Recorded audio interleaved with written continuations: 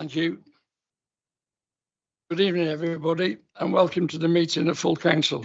I am Councillor Steve Hammond, Mayor of Tonbridge and Morecambe Borough Council and Chair of the Council. Your attention is drawn to the agenda item 1, which sets out the guidance on how the meetings will be conducted, including the ground rules. For the benefit of those who may be observing proceedings on YouTube channel, members and officers will introduce themselves when invited to speak. Before we move to the formal business, I have agreed that an urgent item of business will be taking place this evening. This will be discussed in private with the last matter and report settings out as details as the table. Item 2, apologies. We have apologies from Councillor Mallard. Declarations of interest.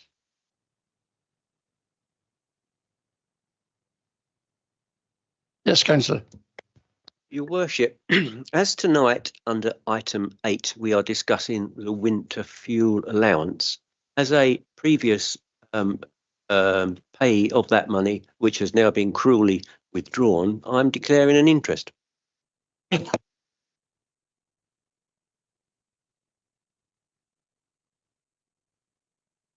Councillor Oakley, sorry. I'm not in recipient of the winter fuel payment. As always, we've got a Treasury report at item 15, so I will note that one of the funds is managed by Fidelity, who are my employers. Thank you. Item 4, the minutes.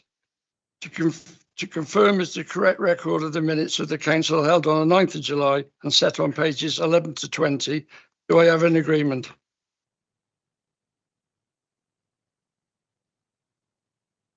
Item 5, Mayor's announcements. I have a few here, so but I shall only pick out a few. Is he? No. Where are we?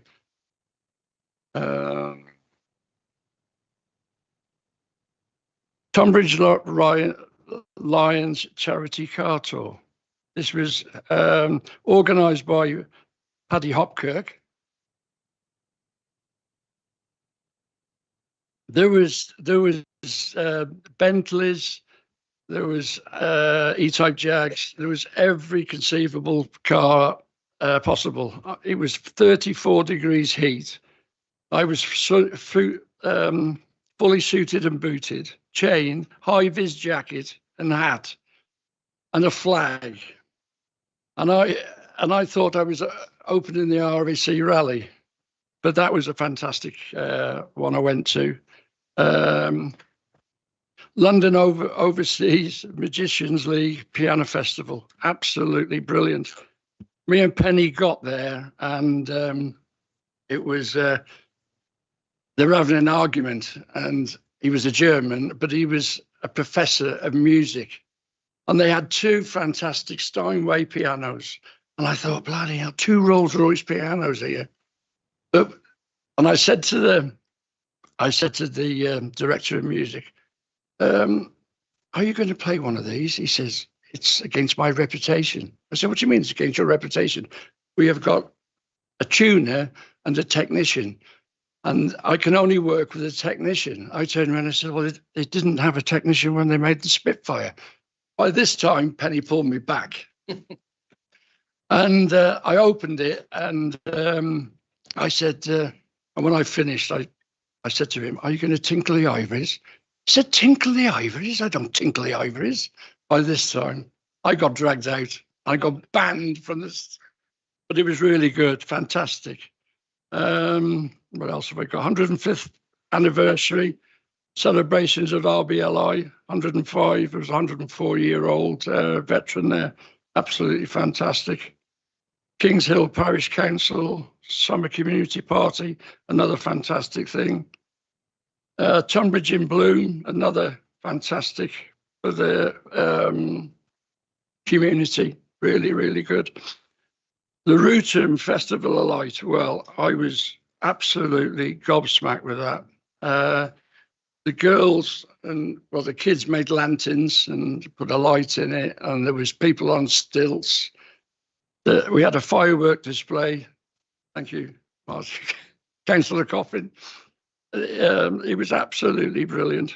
And also on Friday, I went to Collins Air Ambulance. They raised £2,655 for the tragedy that happened. But that was absolutely brilliant. Thank you, Colin, for that. And that's it. Thank you very much.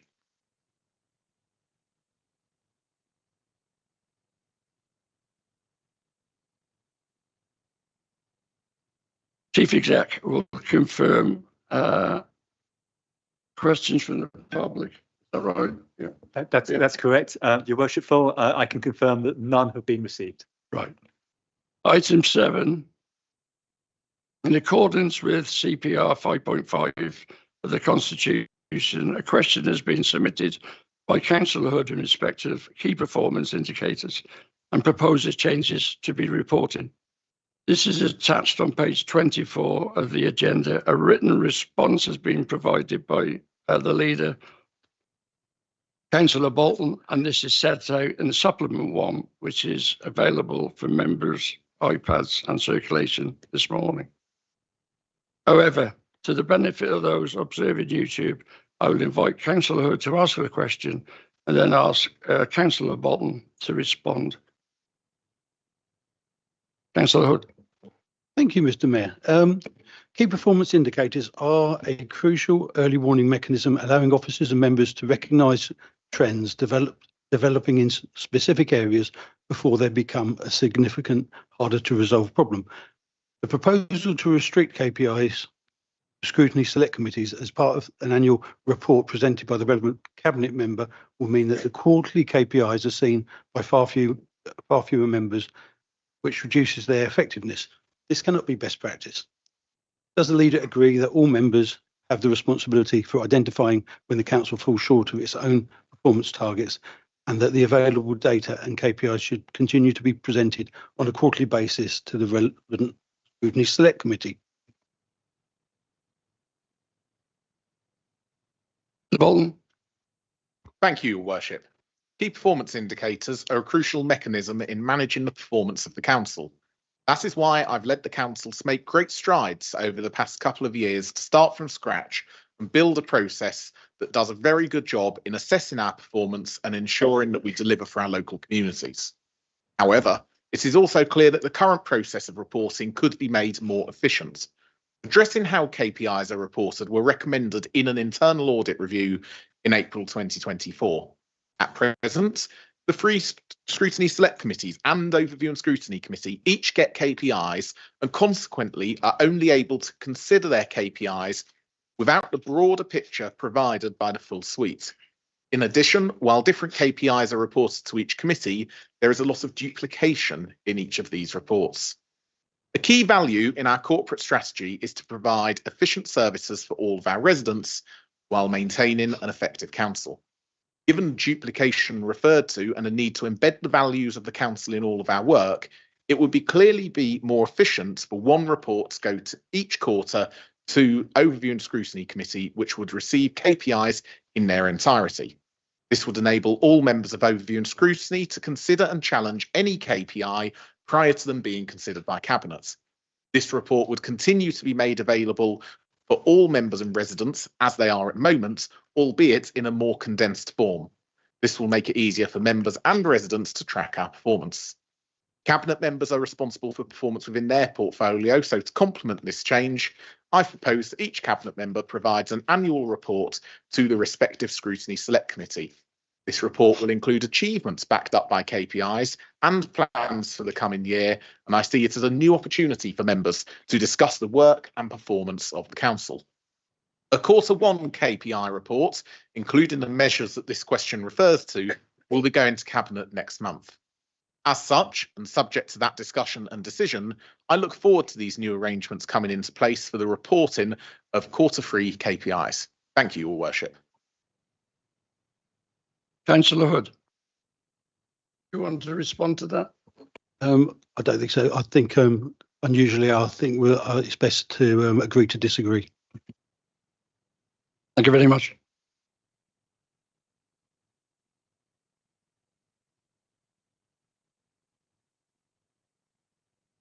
A notice of has been submitted by Councillor Cloakley in relation to winter fuel allowance. Councillor Oakley is invited to propose and speak to this motion. Time limit is 5 minutes. Councillor Bolton. Oh, sorry. Thank you.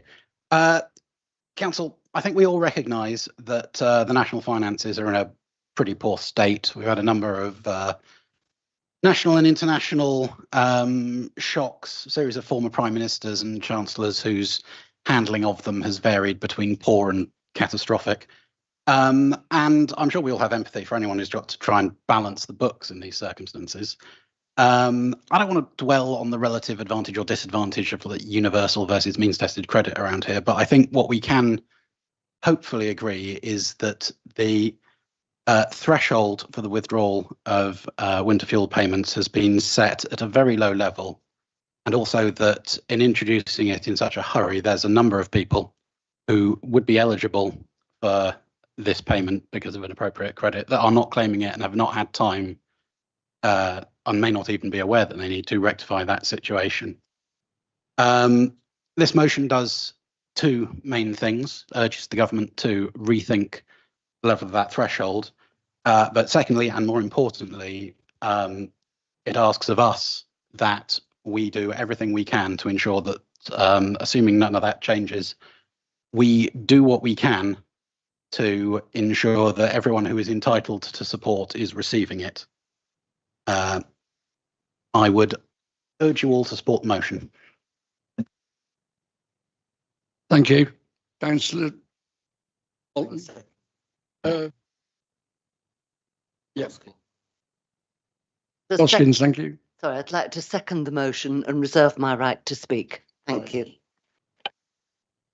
Councillor Bolton. Thank you very much, Your Worship. In front of all members, there should be an amendment which has been circulated that includes tracks changes so that you can see what the amendment is trying to do. I shall keep it reasonably brief because it actually looks more than it is when you take into account actually the need to make the change that I will come on to describe, and then the consequential grammatical changes that flow from that. In essence, Councillor Cloakley has identified a very important issue that affects 22,217 residents across the borough. It makes them poorer through no fault of their own, and as we've heard, there's a number of members in the chamber who are personally affected by this. It is fundamentally a cruel and unjust policy that's been introduced by the new government at speed and at haste. And subsequently, I think we need to go further than what Councillor Cloakley has indicated. So simply, all of this amendment does is quite simple. It doesn't look towards asking us to ask the government to review it. It simply asks us to condemn what the government have done because of the hardship that this will place on people across Tunbridge and Morlin. And therefore, I hope that with that small amendment, members will be able to accept it. Thank you very much, Your Worship. Councillor Cope. Thank you, Mayor. As raised by Councillor Thornewell before, that TNBC is not the place for us to discuss national policy that we can't have any influence over. I think he's made the point about a number of motions that have been proposed in the past. And the Green Group are very concerned with what we can actually affect change on. So we would like TNBC and the council to really focus on point 3, which is making sure that our residents are getting the uptake which allows them to access the winter fuel payment. We don't feel it's appropriate for points 1 and 2, which writing to the Chancellor of the Exchequer is not within the remit of the council, as our understanding, but we absolutely support point 3 to support residents in Tunbridge and Morling. Thank you.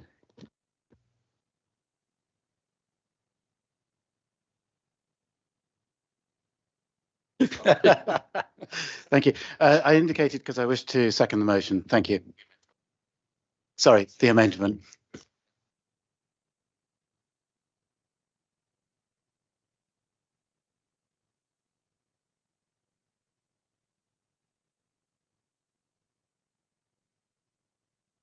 debating now the amendment.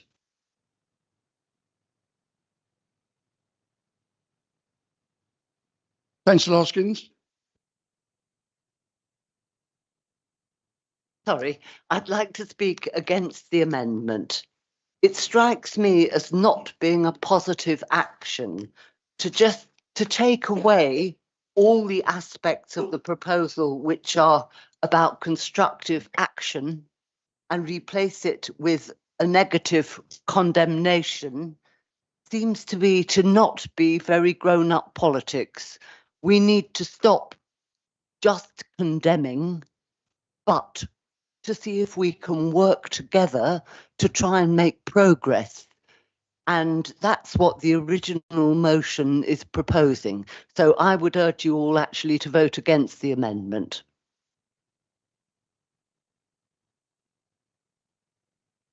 Councillor Rose. Your Worship, thank you. When we first saw sight of Councillor Clokey's motion, I jumped up and down in anger, mainly because we decided that we would only talk about things in this chamber that the Tunbridge and Moorling has responsibility for. So I thought I'd put pen to paper or finger to iPad, and I wrote to the Chief Executive to ask him why this has been let through, and he gave me an answer. I'm still not convinced personally, but I'll go along with this for now because we've had input to the amendment, which I support. However, the Chief Executive's response to me included the words assistance to our residents. So while we're all sitting here debating the motion and the amendment, I'd just like to ask the Chief Executive if he could tell us what the assistance to our residents would be. Thank you, Your Worship.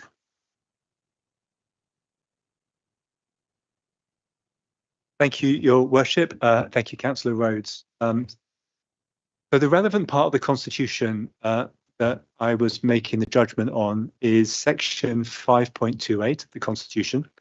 The Chief Executive may reject a motion if in their opinion the subject matter does not relate to a matter for which the Council has a responsibility or affects the Council.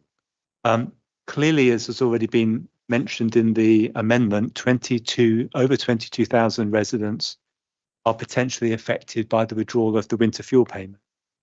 And the motion also makes reference to the Council's role in ensuring that older people in the borough are accessing the benefits that they're entitled to, which includes pension tax credits, for which we know from the national research there is a significant underclaiming going on.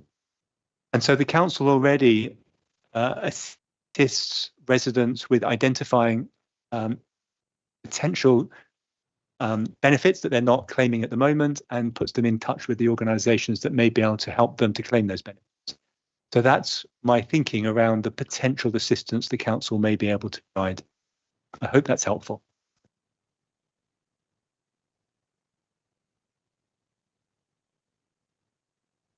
Councillor Taylor. Thank you very much, Your Worship. When I first saw Councillor Clokey's amendment, I thought it might cause us motion. I thought it might cause a bit of bother because we had agreed that things that were outside our remit wouldn't be discussed. But this is so important to 22,000 of our residents. I actually would have supported Councillor Clokey's motion. However, the amendment to condemn the government's action, I wholly support. The grief and hardship this has already caused to people, never mind what's going to happen when the weather gets bad, I think condemn is exactly the right word. Thank you. Councillor Harman. Thank you, Mr. Mayor. You know, I agree with everybody here that the withdrawal of the winter payment or the winter fuel payment is abominable, to be honest with you. But I very much support what Councillor Cope said, that in my opinion, this is not something that the council will actually be able to influence. And I accept what the Chief Executive said. It does affect an awful lot of our residents. I'm going to support the amendment, but I will be fighting any future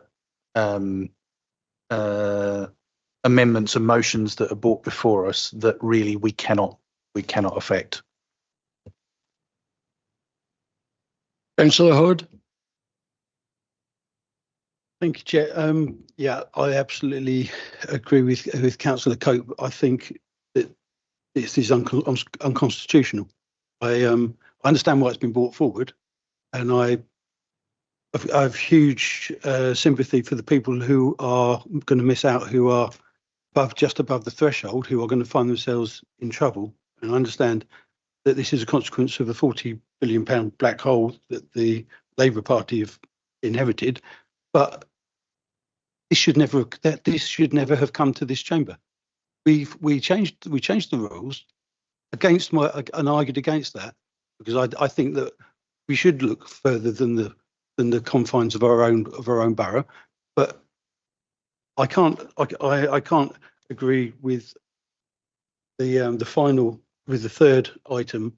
I can't agree with the first two items. I'd agree with the third, but this shouldn't be here. I agree with the sentiments, but the Liberal Democrats raised the objection to motions like this coming to this chamber, and yet here we are.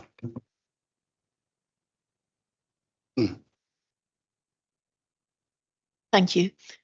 I'm interested to know what we consider to be the threshold for things that don't affect our residents, because any decision taken by central government is going to affect the majority of people living in this country. So where do we draw the line?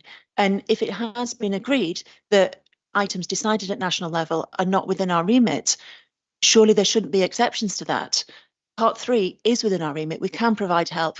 We can offer support to our residents. Part 1 and 2 are not for us to discuss. That's not what we're here for. Councillor Bridge.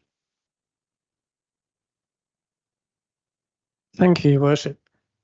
I'm somewhat puzzled by some of the comments being made tonight about this motion not being constitutional or not being relevant to the residents of our borough. My understanding was, when we debated the change to the Constitution in our last meeting of the full council, I raised the question of, for example, if there was a matter relating to one of our local hospitals closing, my concern was we wouldn't be able to speak about that and put a motion forward relating to that. But I was assured by the executive that actually that would be acceptable. And matters relating to our residents are matters that we can discuss through a motion. And I talked about the time that we proposed a motion relating to sewage being put into our local waterways. And I expressed a concern that we wouldn't be able to put forward such a motion again, because it wasn't something that this council had direct powers or influence over. But I was assured once again that that was a matter for this council to debate. We on this council are elected to represent the residents of Tunbridge and Malling, and surely any matter that has a direct impact on them, such as this, or pumping sewage into our rivers, or the future of our local hospitals, is a matter for the residents of Tunbridge and Malling, of concern to them, and a matter for us to debate. Thank you. Thornywell. Thank you, Mr. Mayor. I mean, it does seem to me that the amendment is rather counterproductive. If one wants to influence people, attacking them doesn't do much good. And as you've said, there are 22,217 people affected by this. I have to say I'm affected by it, but to be honest, I never thought that I needed the money. And I always thought that this payment should be done on a different basis. But I think it hasn't been thought through. I think it's quite reasonable to pass the motion as it is. I don't think the amendment will influence people in the right direction. We do now have a Labour member of Parliament.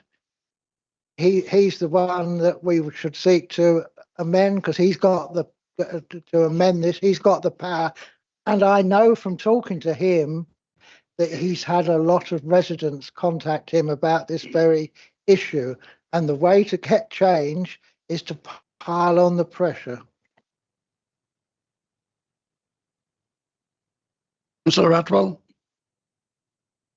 Thank you. There's just a couple of things I want to say about this that may be irrelevant. Yes, 22,217 residents will be affected by this, but for not all of them will this cause hardship. I know, for example, that the charity that I run, we are often given these fuel allowance payments by pensioners who don't feel they need them.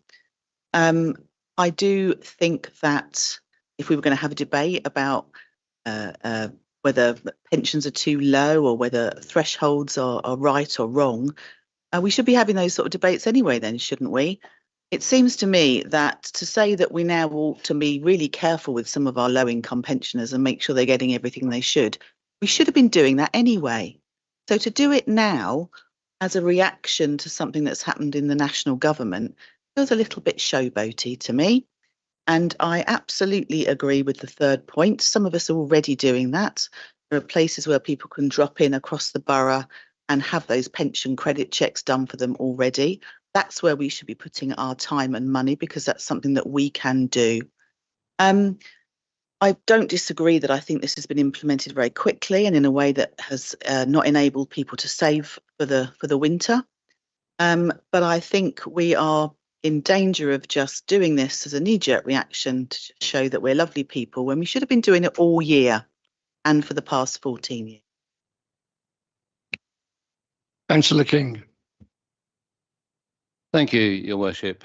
I know you'll be a bit shocked, but I'm one of the pensioners in the room. I think I'm in a position to make a couple of observations, but on that last point, I think the line has changed somewhat with this particular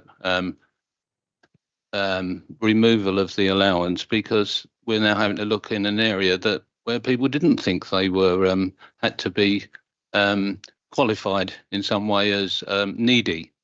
But anyway, back to the point. I have struggled with this because I do feel that generally we should not be looking at matters which aren't within our normal domain. I'm not sure whether we should be looking at this issue in this way, because we don't play any part in setting the benefits. But it does appear we do have a role in terms of making sure that people are claiming them, even if it's not a normal part of the administration. On a personal basis, I've submitted to two online petitions to protest against what is proposed as part of the widespread public disagreement with the wholesale way this benefit has been taken away. Again, on a personal basis, I don't particularly object to the benefit being taken away from me, but I do object to it being effectively transferred to overpaid train drivers, because that's what's happening. What the government has done is to remove support from millions of low-income pensioners in a clumsy and unfair way. However, the real issue that the public, I think, should be focusing on is the way that we have the highest energy prices in Europe. The energy price cap has now been increased by 10%. This affects everyone, not just pensioners. But no genuine attempt is being made to look at ways in which energy costs can be brought down. So there are other issues which are more key and more fundamental and more overreaching. Some of the particularly bizarre points are the price of crude oil per barrel is now down to $75 a barrel, one of the lowest rates it's been for quite a long time. We do have reserves in the North Sea of both gas and oil that we are not allowed now to access. So bills will be affected, I'm afraid. The UK is not particularly dependent on Russian gas, I might add. It's less than 5% of what we use, and we've found ways around that over the last couple of years. The energy companies are allowed to fix the unit price per kilowatt hour at a higher rate than should be necessary. Why is that happening? Because we're required to pay for so-called renewable energy suppliers, which for operating solar and wind farms, even when they're not producing, or that they can't even get the energy they do produce to the grid and to our homes. So we're playing double bubble. I mean, you know, it's just a fact. We're being forced to pursue the unplanned and uncosted not zero policy, and are firmly on a route to financial suicide. So this is going to get worse. So when they say it will get worse before it gets better, I'm not sure it will get better. We now have the mad-capped, ill-informed milliband policies, which will cost many tens of billions of pounds, which can only be paid by higher taxes or borrowing. Not to mention the huge subsidies being offered for any scheme that is the fashion of the time.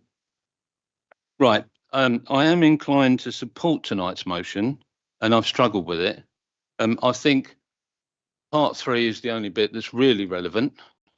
But I remind everyone that we're talking about a problem that is not within the remit of the council to fix. And unless we face up to and deal with some of the underlying problems that I've mentioned, then pensioners and everyone else will continue to have difficulty hitting their homes and being able to function in ways we've taken for granted so far. Food for thought, I hope. Thank you, Your Worship.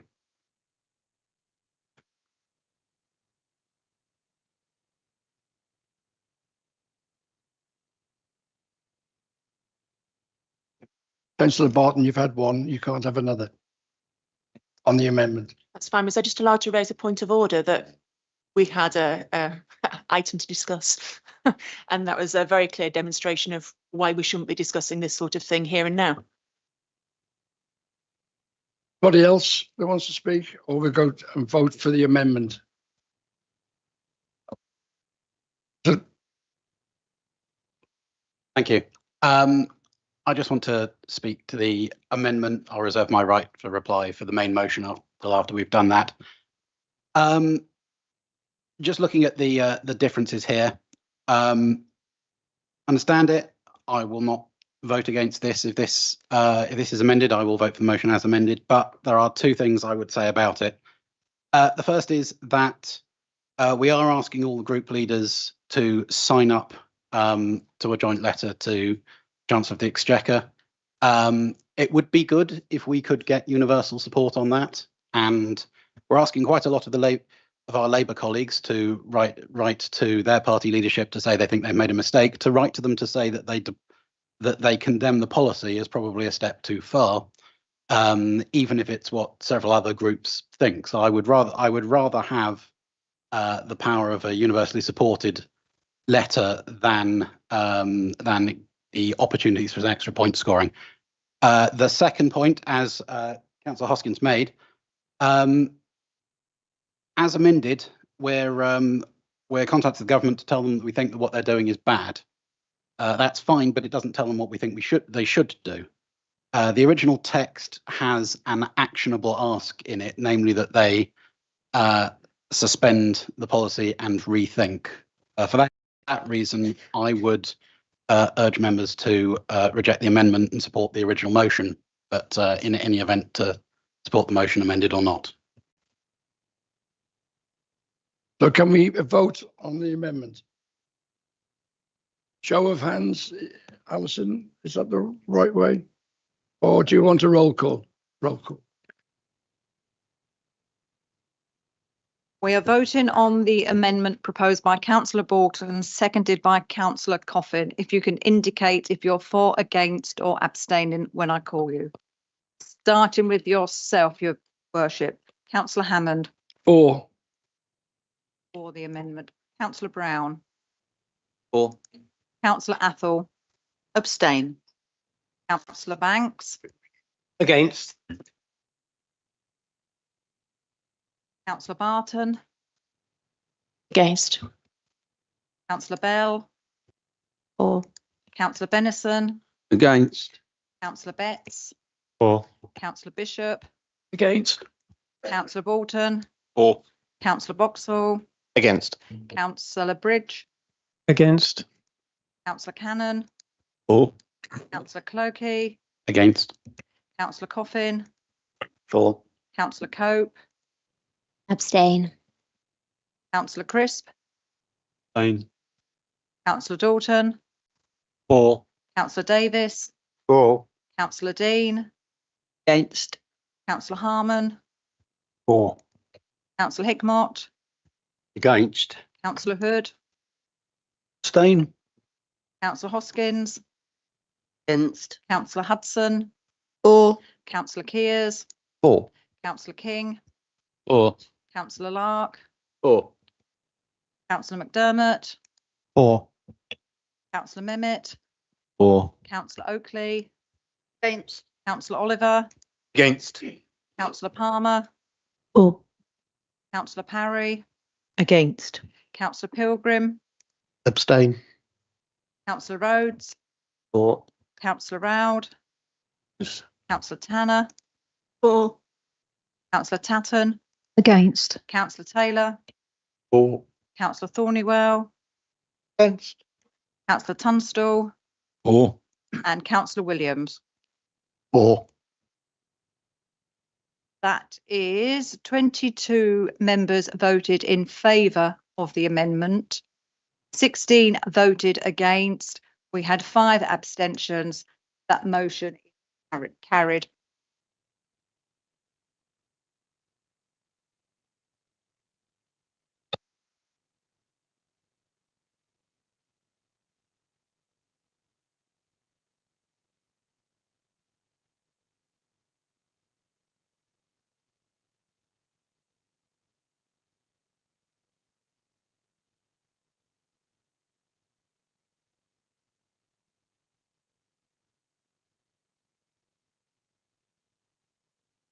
We're now voting, no, debating the new substantive motion. Would anybody like to comment? Lord. Thank you, Chair. Yeah, I think it's quite right that the energy regulator is completely ineffective, and this is going to be difficult for some people, some pensioners. And as I said, I agree wholeheartedly with the third part of this. Some councils, Kent County Council, is doing a huge amount of work to make sure that residents are aware that if they can qualify and they apply for pension credit, they will still get this. So I suggest that we break this into 3 parts, because I can't vote for the first 2 parts. I'd like to vote for the third. Good.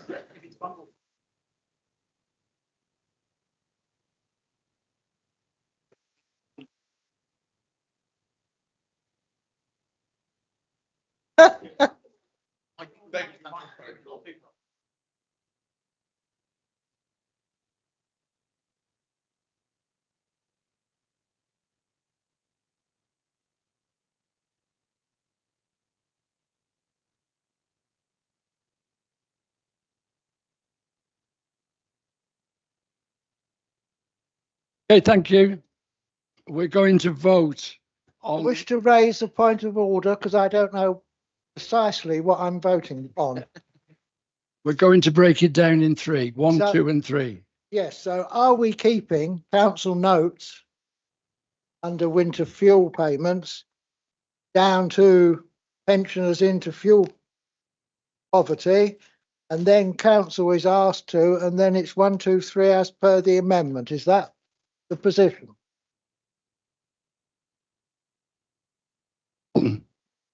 So the amendment didn't amend any of the preamble. All it did was amend the three asks that have been put forward by the motion. So all subsequently, the preamble is kept regardless, because the preamble are just words explaining the context. All I understand we're voting on, and grateful for clarification from the top table, is simply this vote is whether we would agree to have 3 different votes or take it all as one. But yeah. Just to confirm, that's correct. It's been proposed by Councillor Hood and seconded that we divide the motion into 3 parts. If members are minded to do that, there will need to be a resolution of the council to divide the vote into 3 parts. You're not voting on the 3 parts at this point. That will come if you're minded to accept that motion. Yes. Can we have the vote then, please? Against.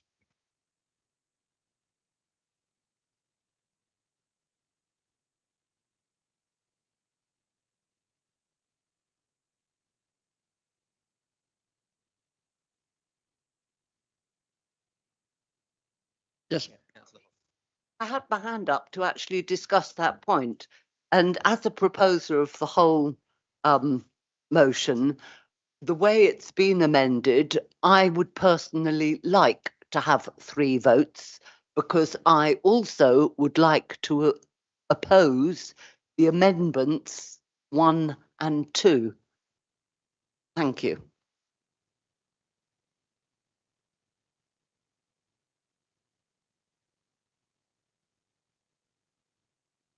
We'll vote by a show of hands, please. All those ones for, please indicate. For splitting the motion.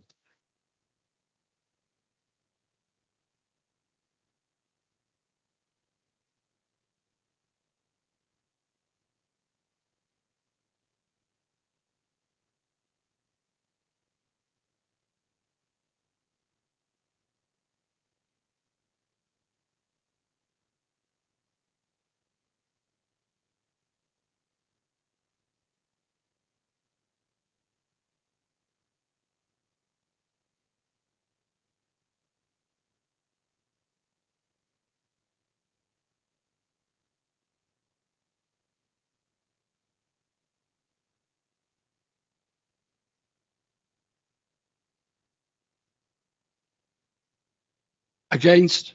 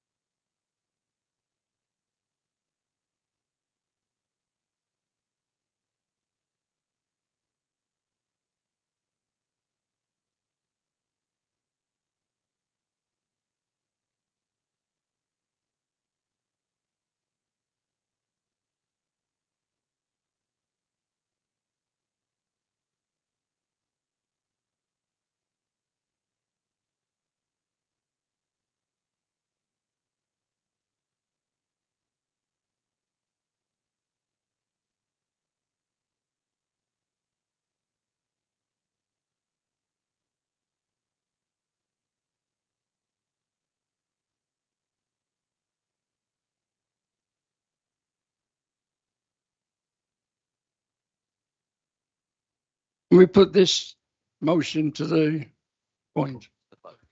To vote. Excuse me, Chair.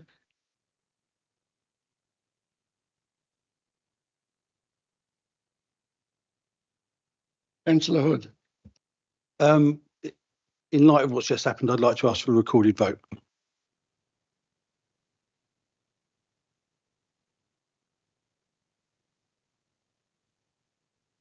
Oakley.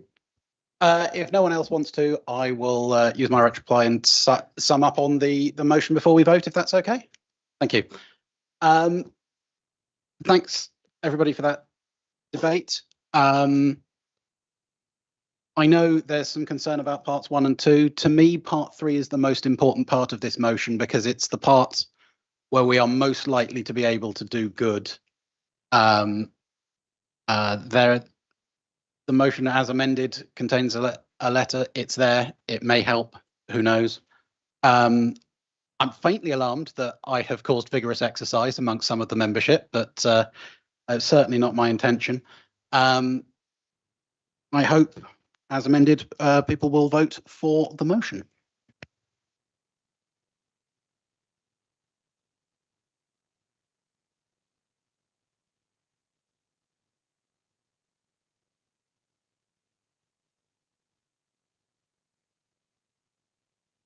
I did reserve my right to come back at the very beginning when I seconded the motion. Davis.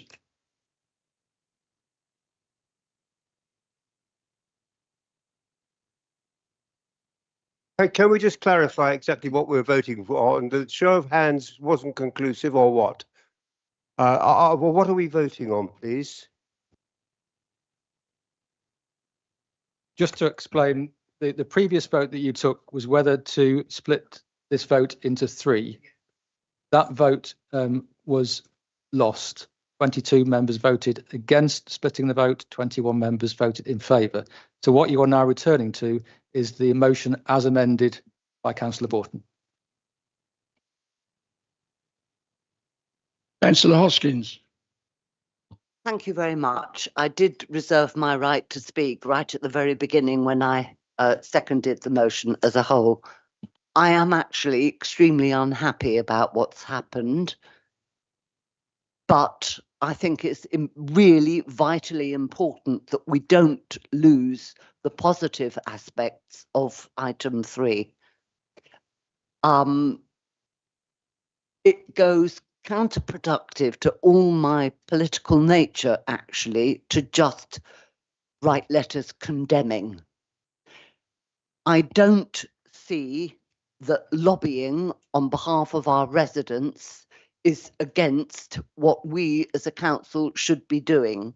I know we can't affect the change, and I know I can't affect the vote now, but we still have a duty to support our residents in a positive way, in a way that might, if every council in the country wrote, might get the government to stop and think a little bit and rework out. And I'm also a pensioner, by the way, and I don't mind losing the money, but there are other people who do. And anyway, yeah, we shouldn't go into all of that. However much it hurts people to vote for the amended 1 and 2, and it hurts me probably more than anybody, I would still urge you to support it so that we don't lose the positive benefits that's proposed in item 3, which does directly affect our own residents in a much more immediate way. So please, please overcome your horror and appalment and everything else and vote for the proposal as amended. Thank you.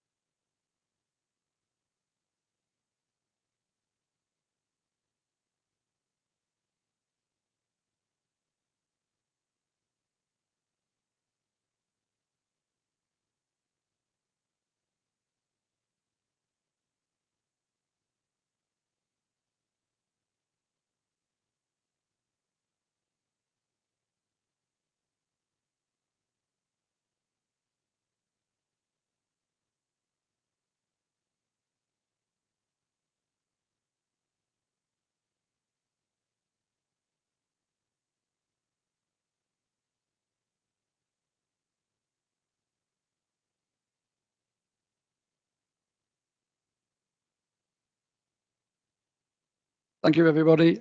The votes are in. 436, 1 against, and 6 abstained. So the vote is carried.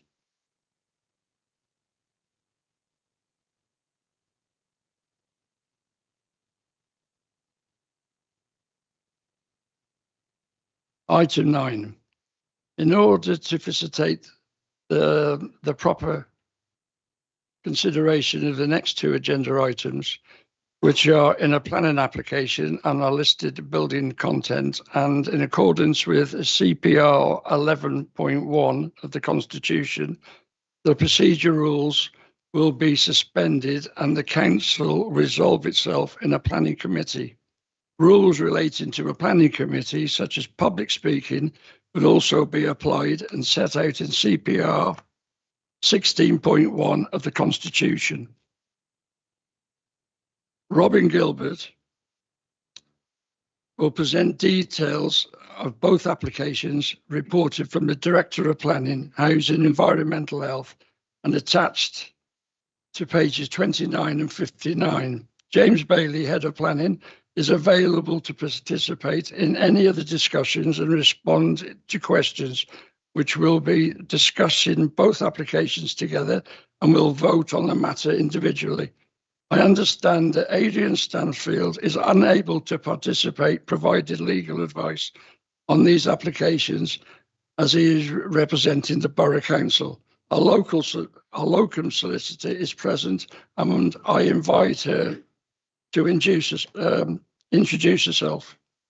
Yes, good evening, Mr. Mayor and Councillors. My name is Suki Montague and I'm an external locum that will be available for any questions or points of law this evening on this matter. Thank you. I would like the officers to carry on with this matter, and questions will be taken after. That's all right with everybody. Thank you. Robin. Thank you, Your Worship.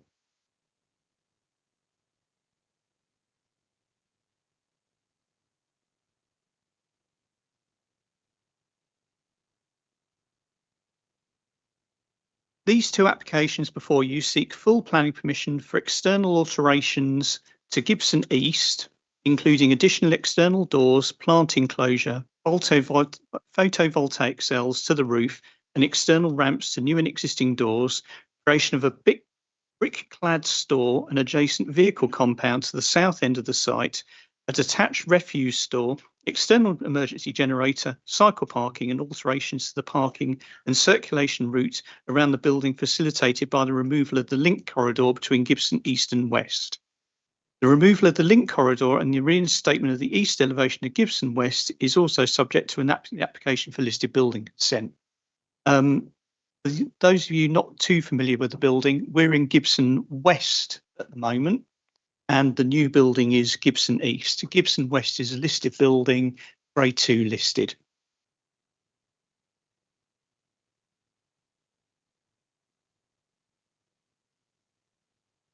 And your information, the corridor that we're referring to is the narrow corridor that features between the 2 buildings if you go left out of the council, right out of the council chamber and walk down to the new building.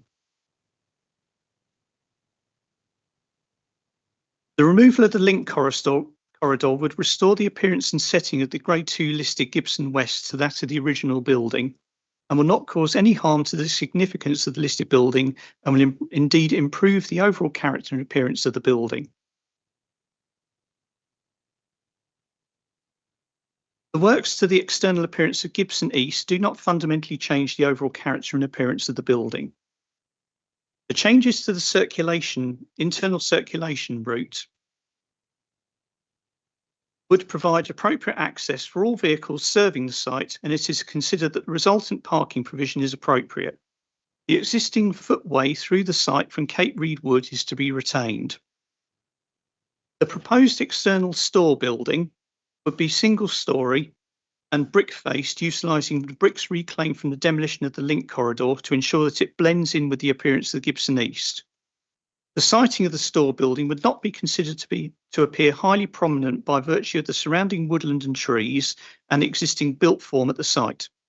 The building is of a design and scale that would appear subservient to Gibson East and would not detract from the site's setting and appearance.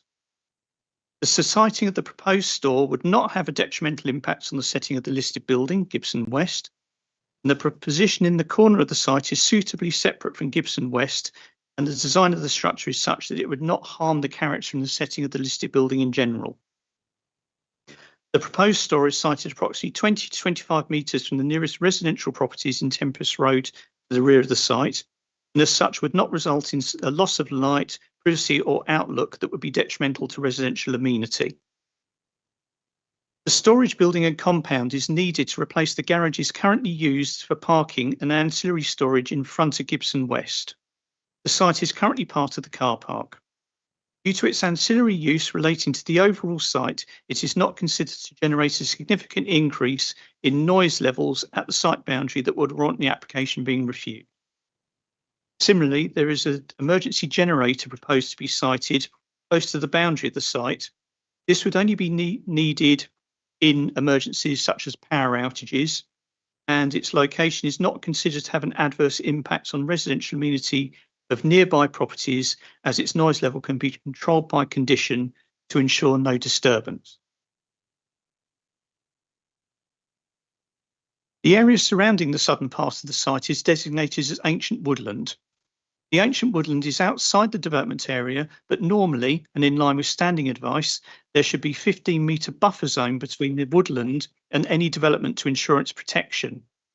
The ancient woodland in this location consists of predominantly coppice sweet chestnut, and it should also be noted that an ancient woodland designation also covers the soil as well as the above ground vegetation. The storage building is proposed to be sited within the buffer zone set out in the standing advice, but in this instance, it should be noticed that the area is an existing hard surface car park. There is currently no buffer zone between the ancient woodland and the existing hard standing, and due to the presence of this existing surface, there would be minimal disruption to the soils below from the construction, and the building itself would only require minimal lopping of the trees that are already part of a managed coppice. The proposal has been fully assessed by KCC Ecology, and they have concluded that in this instance, the store building would not cause harm to the ancient woodland without the provision of the 15-metre buffer zone. On this basis, it is considered that development would not have an adverse impact on the ancient woodland, subject to the imposition of conditions requiring the submission of a construction environmental management plan. The development is subject to the provision of mandatory biodiversity net gain. Due to the constrained nature of the site, it would not be possible to provide biodiversity net gain on the site. It is proposed that off-site units will be acquired, and discussions are ongoing to secure appropriate provision. It is intended that this provision will be sought with a responsible body, which means that the land is secured by a conservation covenant, which is a legal agreement between the applicant and the landowner, rather than a Section 106 agreement, as such provision cannot be made between the council as local planning authority and as the applicant. On this basis, and subject to securing the conservation covenant, the proposal is considered to meet its biodiversity net gain requirements and is therefore acceptable. Overall, the proposal is considered an appropriate rationalisation of the site that accords with all relevant planning policies and guidance.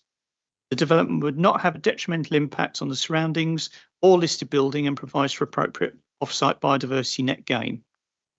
It is therefore recommended that application 24-01270 be approved, subject to the applicant entering into an agreement to secure a conservation covenant and appropriate conditions, and that application 24-1268 for listed building consent be granted subject to conditions. Thank you. James, is there anything else you want to add?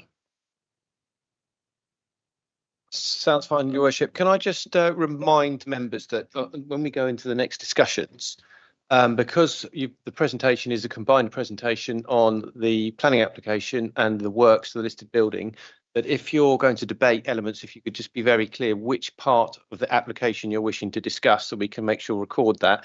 And just remember, when we go into the vote, there's two separate votes for the planning application and for the works for the listed building consent. That's just to remind members on that point. Thank you, Your Worship.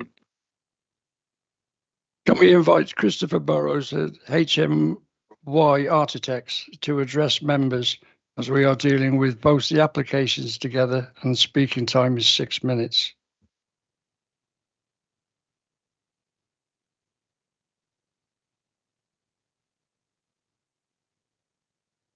Good evening, everybody. I'm a senior architect for Hazel McCormack Young. We're the applicant's agent for the purposes of planning application and the listed building consent.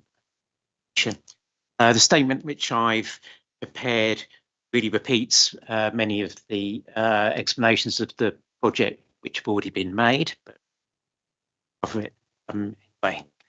So the objective of the project is to consolidate the council's operations in the Gibson East building and to effect the separation of the two buildings, the listed Gibson West building and Gibson East building, and the overall site. There are a number of elements to the project, as have already been summarised. The buildings will be initially separated by the removal of the existing corridor link, allowing a one-way vehicular circulation, autonomous vehicular circulation around the Gibson East site.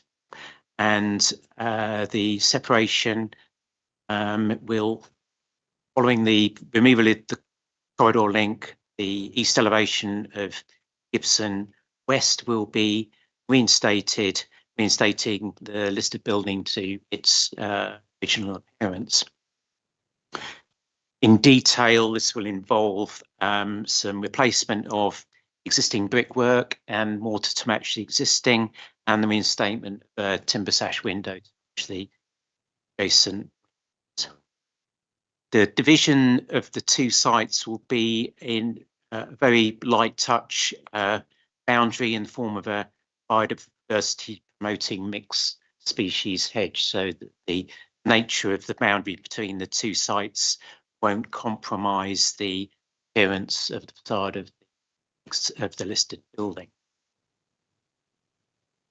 As has been mentioned, because the existing storage garages will be on the Gibson West side of the site, a new external store is required, which will be constructed in the south part of the site on current parking space adjacent to the ancient woodland.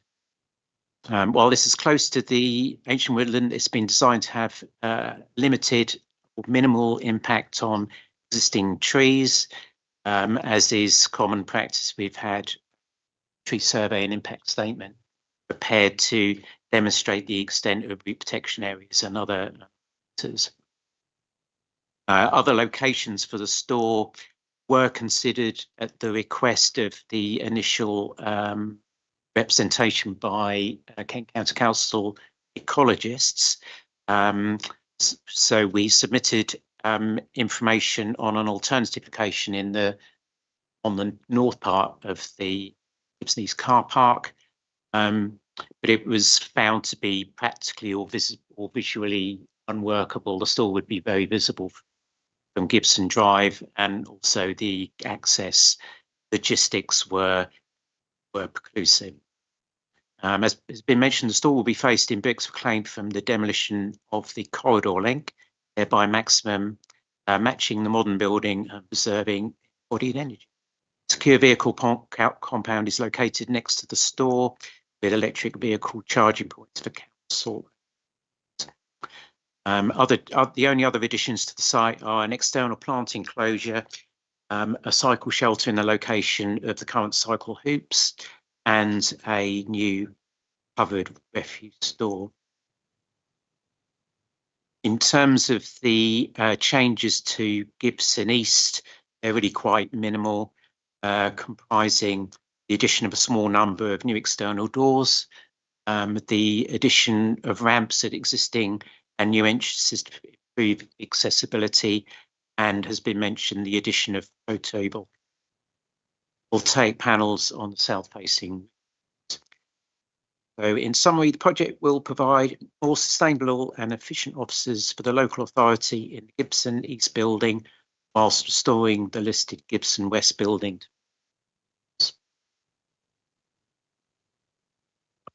Thank you.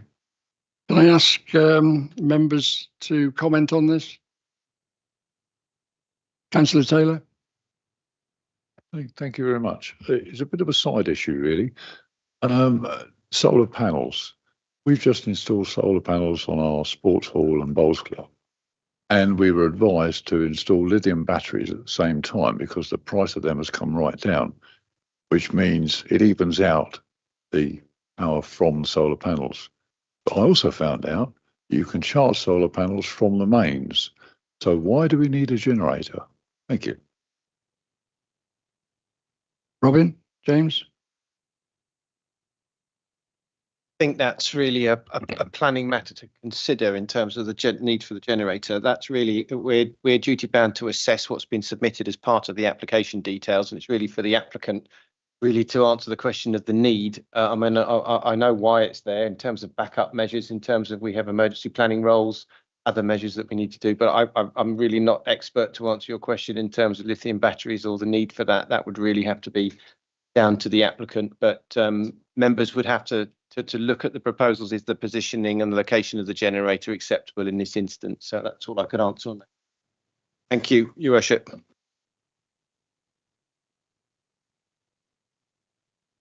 Thank you, Your Worship. I was going to ask a question about alternative locations and how they'd been assessed and ruled out, but I think that was probably answered. And we can probably all make an educated guess as to how things would or wouldn't work on the site. But a second question, I don't know if I heard Robin or misunderstood something. I got a question about biodiversity net gain and whether it's not in our gift as the applicant to, I mean, obviously the council has got its own land holdings elsewhere. We can't provide biodiversity net gain on the site, but could we use our wider estate to actually provide that as opposed to going to a third party or however that would work? Thank you. James? I think in simple terms, you'd have to do baseline survey work in order to look at alternative sites. That hasn't been carried out at this time. Obviously, moving ahead in terms of local plan proposals, that's something that the council could look at. Something that we'd be quite interested in moving forward, but that's a decision for the council to take. In the current, for the current application, the applicant has carried out additional consultations with a responsible body. It is appropriate to go down a conservation covenant route, which would be securing an agreement between the landowner and the applicant. So the council, as local planning authority, is not involved in that instance. But in this instance, those are the two alternatives that you've got to set out in your report. You've got a conservation covenant or a section 106. Sets out in your report that because we can't enforce against ourselves, so it's not appropriate to go down a section 106 route, but it is appropriate in this instance to go down a conservation covenant route. It's an appropriate mechanism to use, and it is also appropriate for a responsible body to be used to secure the off-site monitoring, because that's what the responsible body will be effectively responsible for, is the ongoing responsibility and monitoring of that site for the 30-year period. So it is an appropriate mechanism to use both the conservation covenant and also using a responsible body in this instance. Mr. Thornywell. I'll come back to that last. Can I just first of all say I was pleased to hear that the footpath link to Kate Reed Wood is unaffected. Just want to record that in public that is the case. I remember that took a lot of getting that public footpath some years back, many years back. I'm keen to see it kept and not overlooked. I agree. I think the removal of the link, as far as it's relevant, will restore this listed building to its original appearance. Therefore, from the point of view of the listed building application, that's an improvement. And lastly, don't think I understand about this conservation covenant.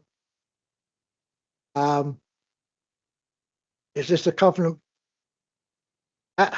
Who enters into it? Who are the parties to it? Does it get registered at the land registry? How does it work? Thank you. James? Legislation is very new and we're working through it at this time, like everyone is. But in essence, there are two mechanisms to secure effectively the monitoring and the delivery of the offsite units, because the council is proposing to buy credits. Now, what the two options you've got is a conservation covenant or a Section 106, as I explained. In normal circumstances, you'd secure that through a Section 106 agreement. As I said, in this instance, the council can't enforce against itself. So it can't go down a Section 106 agreement in principle. So we look at the alternatives, which is a conservation covenant. Now, in terms of where that's secured, that is an agreement between the applicant and the landowner. So in this instance, when the council has those discussions, it will have the responsible body who will manage the land, and that conservation covenant will be between the landowner and the council, the applicant itself. The council is the corporate council. So those are the two people getting involved. It's not something that in a Section 106, the local planning authority in that sense sign up to. Now, what's happening on that case is effectively that conservation covenant will secure the ongoing management of that biodiversity site, because you don't have to choose it at this particular stage. What we're saying at this juncture is that subject to the applicant, the council, entering into this conservation covenant prior to the issuing of the decision, and if members approve that tonight, that's an acceptable mechanism. Now, that is a normal formal route that we would normally go down with Section 106 agreement, and it's what we would secure. So it's subject to the applicant, and that means that we secure the provision off-site.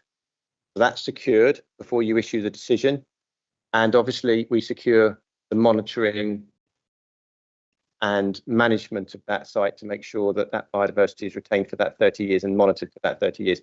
So in simple terms, complex, I'm not going to go into any more detail than that. In simple terms, that is how we secure the monitoring and management of the site. It's council cost to the council by doing the conservation covenant, because they have to pay for the monitoring of that site for 30-year period. So that's the discussions that the council as applicant will have as we go through the discussions. If the full council approve this tonight, then obviously those are the discussions that the council will have to have in terms of securing that off-site delivery.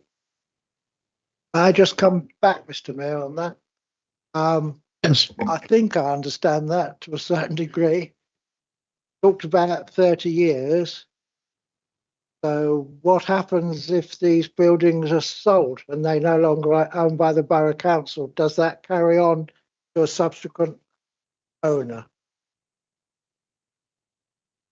Buying credits off-site, so it won't matter about the building, whatever happens to the building, because we're securing the biodiversity provision off-site, and effectively that 30-year, effectively what the council will secure is a 30-year monitoring. So in terms of what happens is, in terms of they will look after the management of that off-site for that 30-year period. That's what the council will effectively be paying.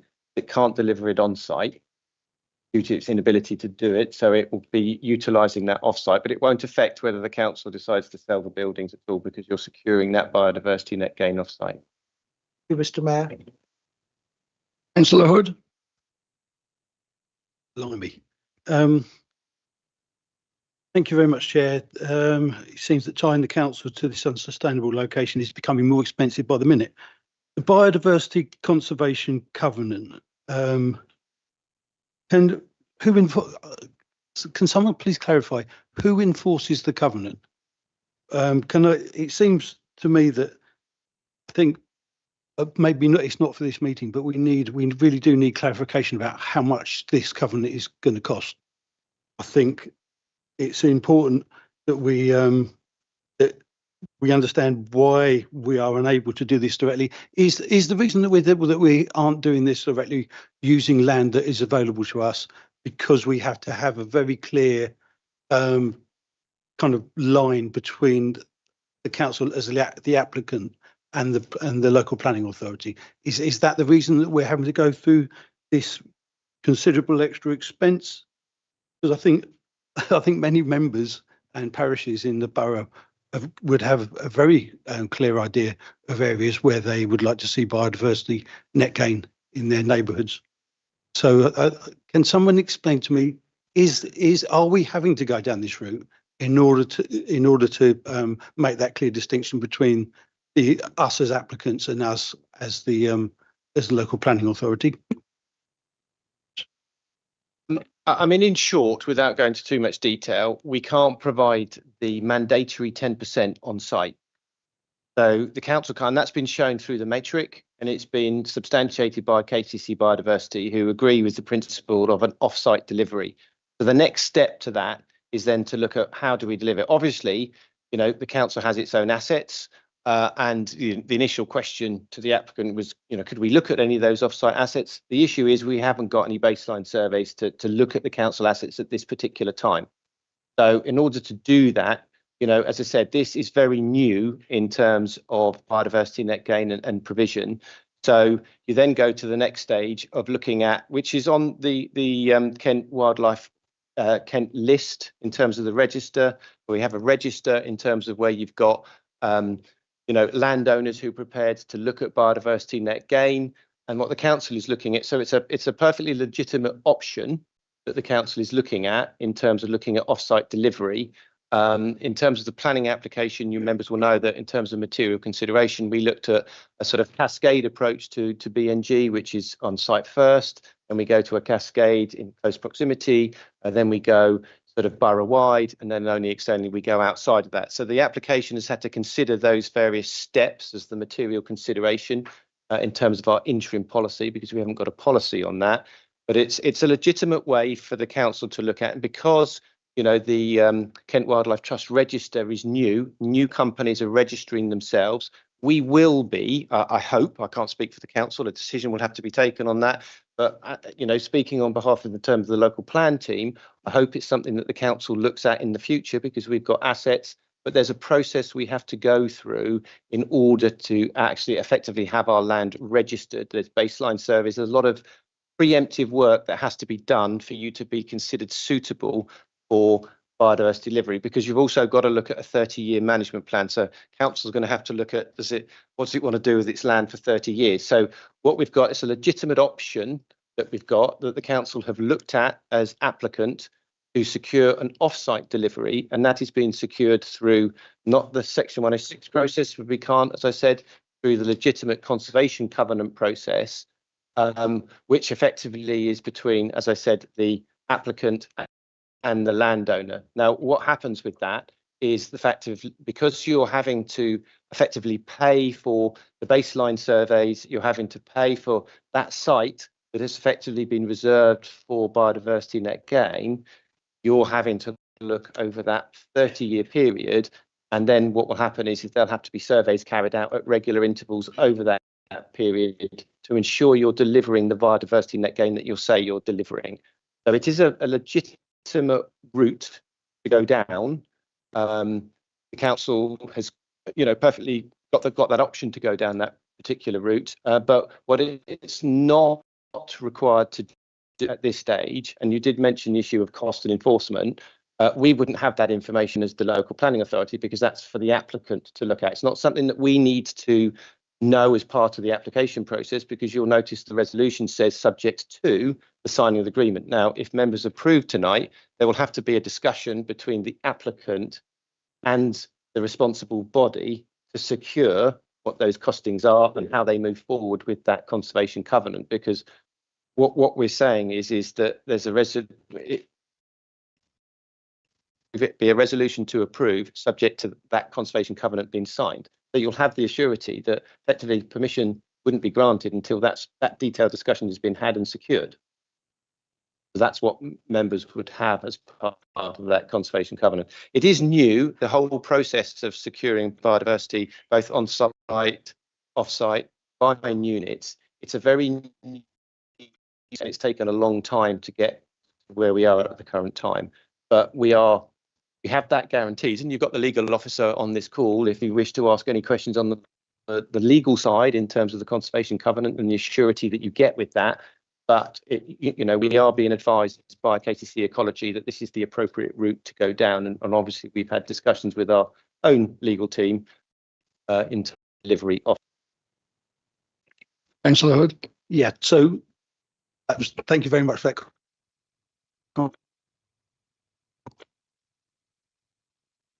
Actually added some of our sites to that register, it's possible that we could indeed have the mitigation on our own land. We haven't gone far enough down that route yet. Yes. Yes, but that's something we'd have to look through as a local plan process, and something we're very keen to look at. But obviously there's lots of processes we have to go through internally, because there's lots of considerations the council will have to consider as landowner in terms of, as I said, securing it for 30 years. But certainly it's what current landowners are doing, and I would hope the council in due course would look at that in a favourable way.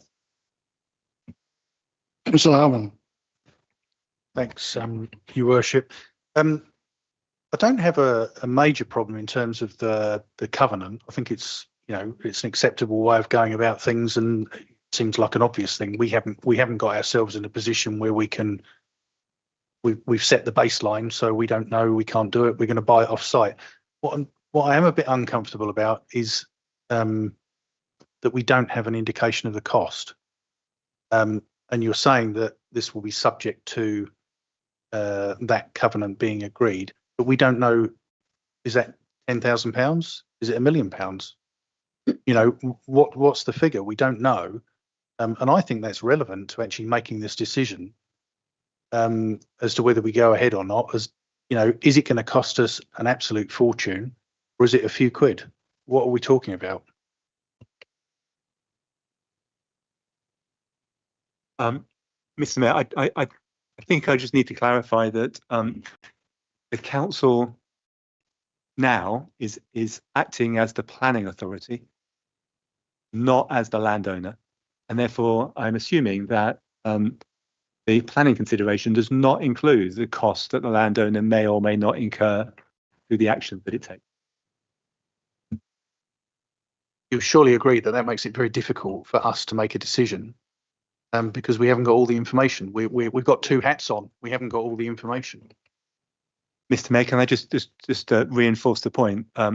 Full council is meeting as a planning committee, and the considerations can only be planning matters, not considerations for the landowner. The matter is, are you securing the mandatory 10%? That's the planning consideration.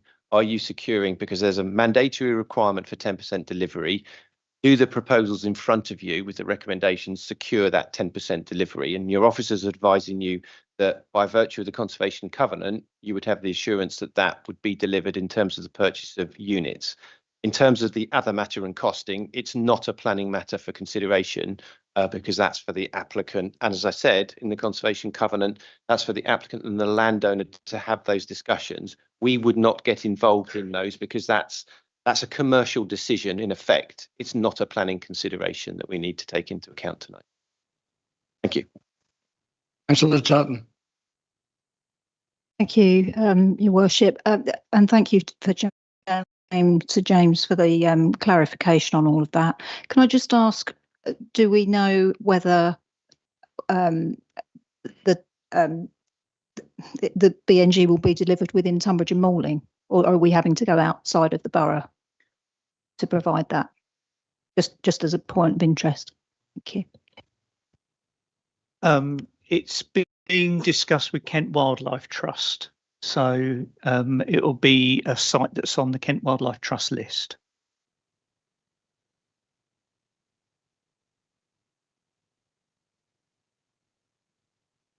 My understanding is they are drawn from the Tunbridge and Malling area, so that's what we're looking at. As I said earlier, our policy material consideration is to look at, in terms of on-site, next to close proximity to the site as possible, then within borough, and then only then outside of that to go outside of borough. So that's why we go to the Kent Wildlife Trust, which is the repository for land sites, people who register. So the intention would be to look at within borough, but obviously that's a discussion that the applicant and the landowner are going to be having, or have given that indication they're having that discussion and get to the resolution.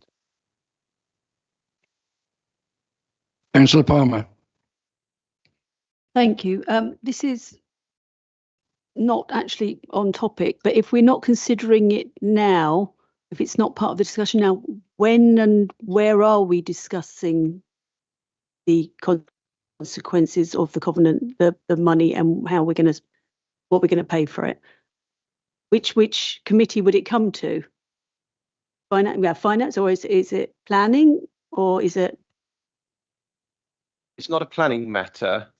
So outside of that, I presume that's to do with budgetary provisions, and that's a commercial decision that would have to come to finance and regeneration, likely in due course, in terms of budget implications, but it's not something that you can consider tonight.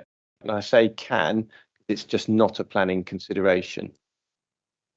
In terms of the financing, in terms of what it costs to enter into that, you're just looking at, do you have the right mechanism to secure that off-site delivery? That's what you're considering tonight, and that's, do you agree with that recommendation, subject to, in effect, securing of the conservation code?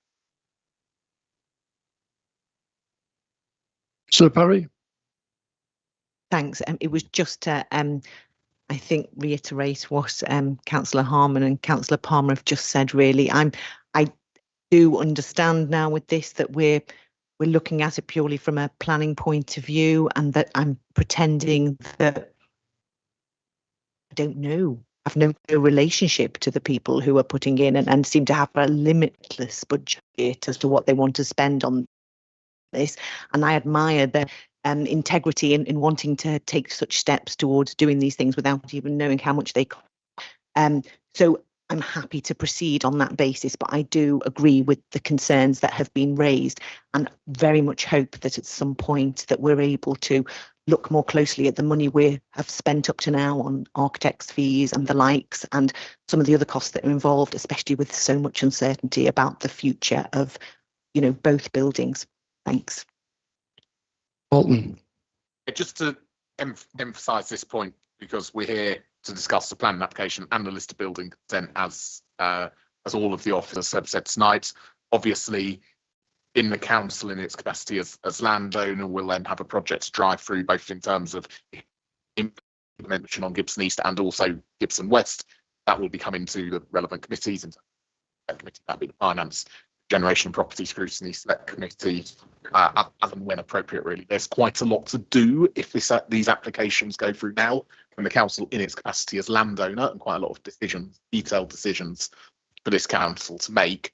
But just, if I may, before I return to the planning committee side of it, just sort of emphasise that this will be happening at some pace over the next few months now, and while the planners can perhaps move on to other projects, the property team, and obviously Stuart is dialed in online, will be at work.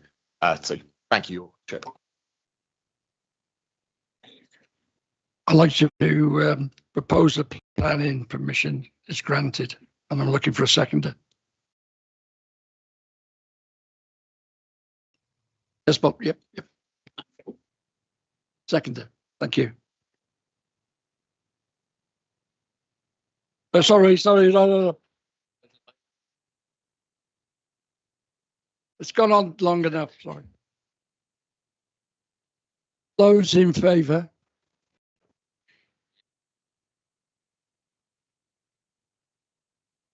Any against? Yes, I'm opposed to this. My vote recorded as opposing this.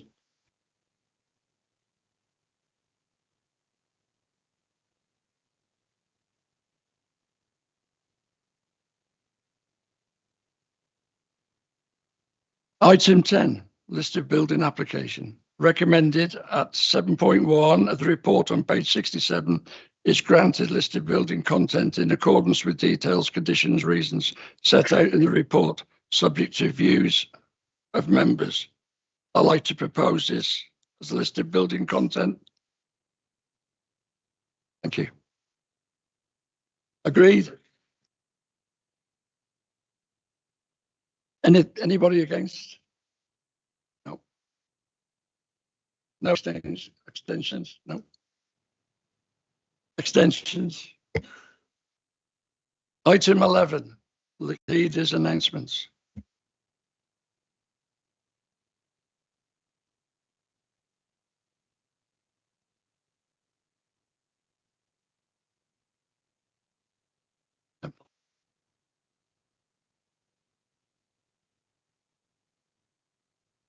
I'd like to announce now that we are now moving back into the procedure rules covering council meetings. Thank you.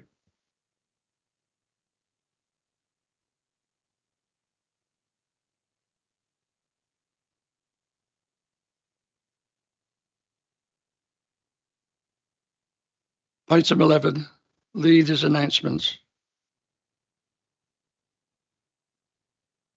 Worship, thank you very much indeed. Before I get on to the meat of my announcements, I just want to reflect on some of what we've heard tonight.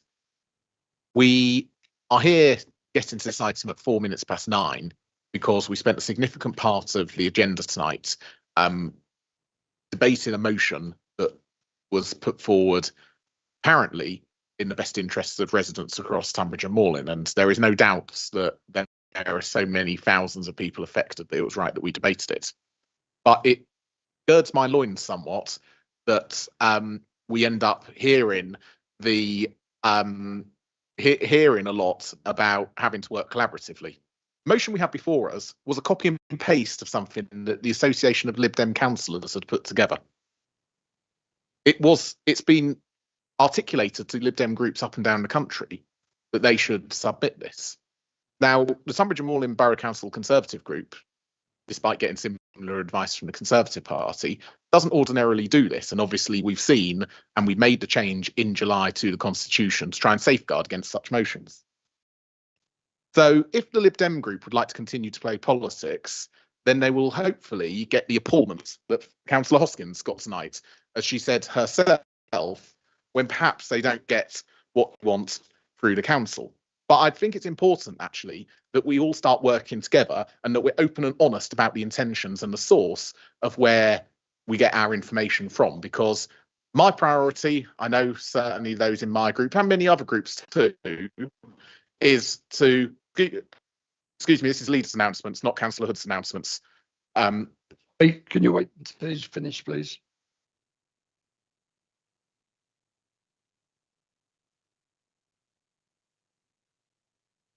What is the point of order? Thank you, Chair. My point of order is that the Liberal Democrat group, or rather Councillor Clokey, made the submission of the motion. It was the choice of the chief executive, not the Liberal Democrat Party. So I think making that attack is completely inappropriate. Councillor Hood, which point of order is it? What part of the Constitution is it? I think I've made my point. Well, Chair, perhaps. Councillor Barton. Thank you, because as I said, this is leaders' announcements, not Councillor Hood's announcements.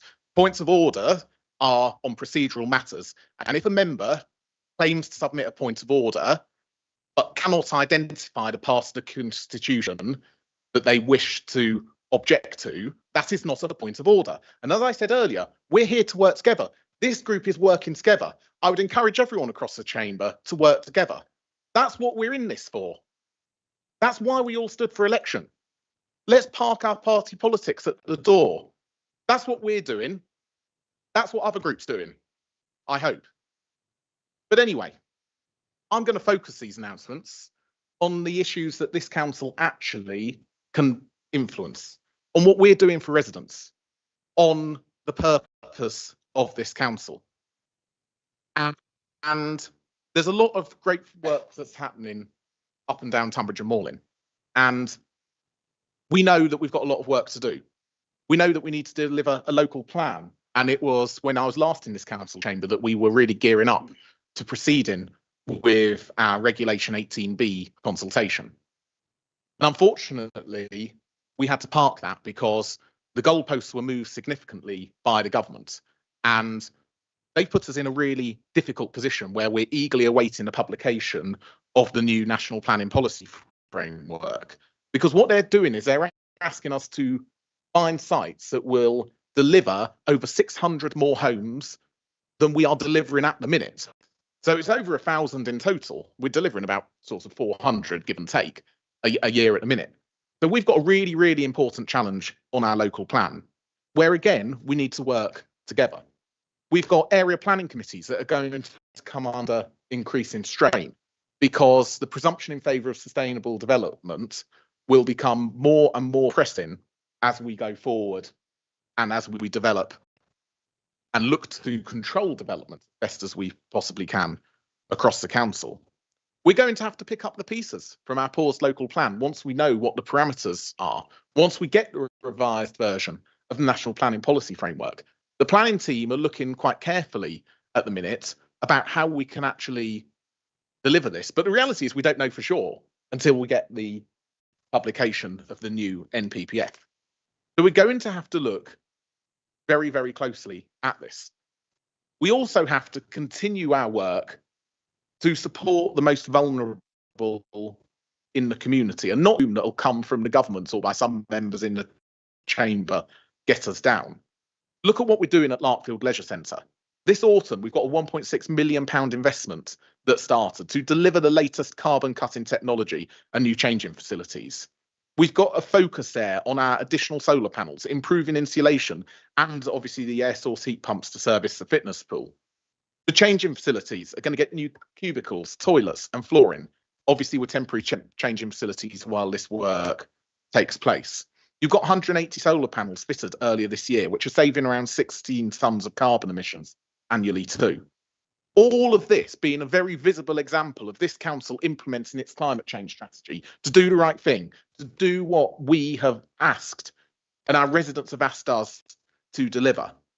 We're doing it at Larkfield, as I mentioned. We're doing exactly the same at Tunbridge Swimming Pool shortly, upgraded health suites. And then eventually we'll be looking forward to our new leisure facility in Tunbridge too.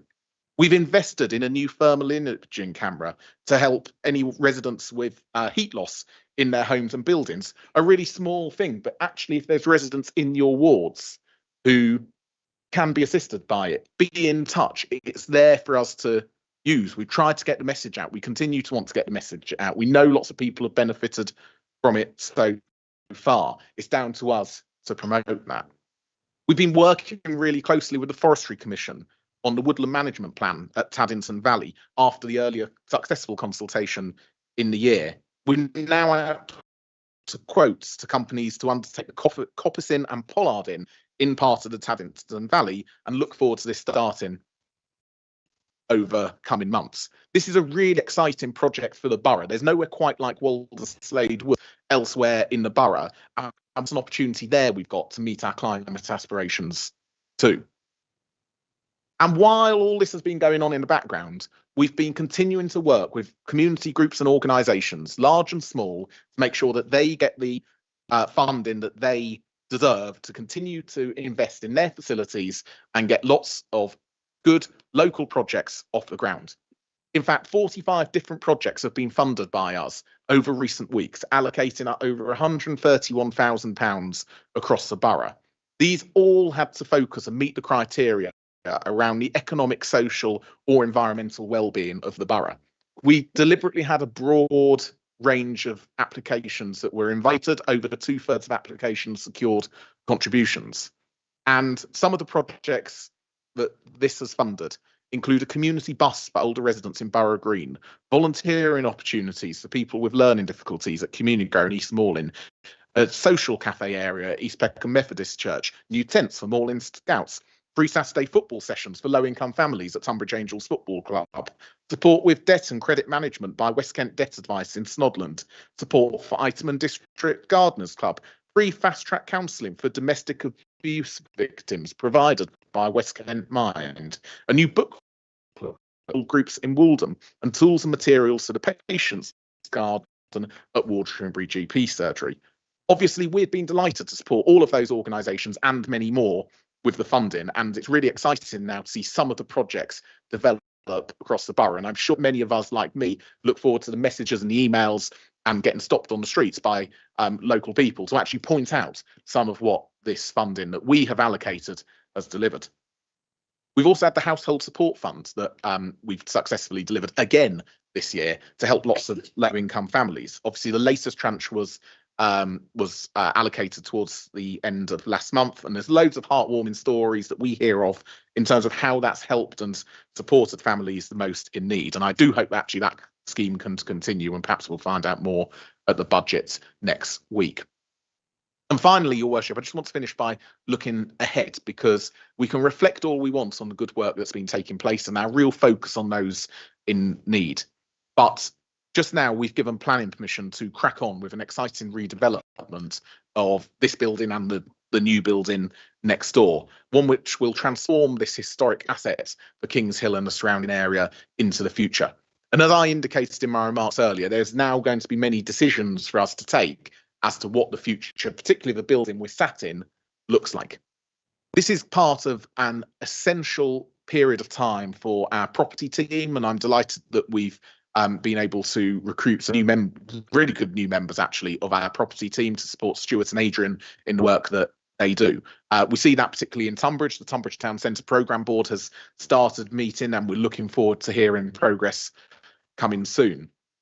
We've got works coming forward about to invest in the Tunbridge Castle gatehouse roof to protect our scheduled ancient monuments in the town centre. We've got strategies that we're hopefully going to bring over the next few months around property acquisitions and asset management, including obviously to tackle the issue of temporary accommodation, which is particularly a particular strain on our budget. And obviously we've been able to reach agreement with Sainsbury's about the lease on their store in Tunbridge that helps facilitate that regeneration too. This is a really exciting time for Tunbridge and Morlin. This is where being ambitious is really coming home to fruit. And what we're looking forward is to working with lots of private sector partners, lots of other public sector partners to actually deliver regeneration in and around our towns and villages that will help this borough prosper and all of the residents be able to benefit from increased investment opportunities and growth around Tunbridge and Morlin. Thank you very much, Your Worship. Thank you. Councillor Oakley. Thank you. I'll be very brief. Dartfield Leisure Centre has been the recipient of many grants and Section 106 agreements over the years, and this has resulted in an amazing flagship leisure centre.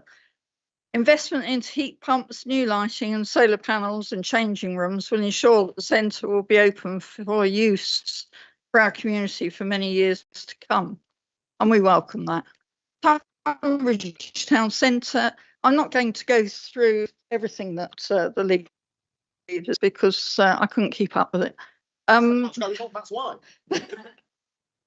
Tunbridge Town Centre is the development is at the beginning and very exciting, and the Sainsbury's agreement is significant, and they're putting money into the centre of the town, and with careful and prudent decisions we will see a gradual enhancement and updating of the centre of the largest town in Tunbridge and Morlin. We welcome the purchase of thermal imaging camera and expect it to be well used. In fact, it is going to be well used, and a resident of Old Parsonage Court in Westmoreland, whose bungalow is freezing, tried to apply for the use of the borough's thermal imaging camera, but has been advised that the camera is currently unavailable until October 2025. I don't know what she's going to do really, because she's not going to get the winter fuel allowance, and she's going to be very cold. That's all I want to say really. Councillor Atherwell. Thank you. Yep, just noted down some of the things that Matt's themes, just to come back on some of those really.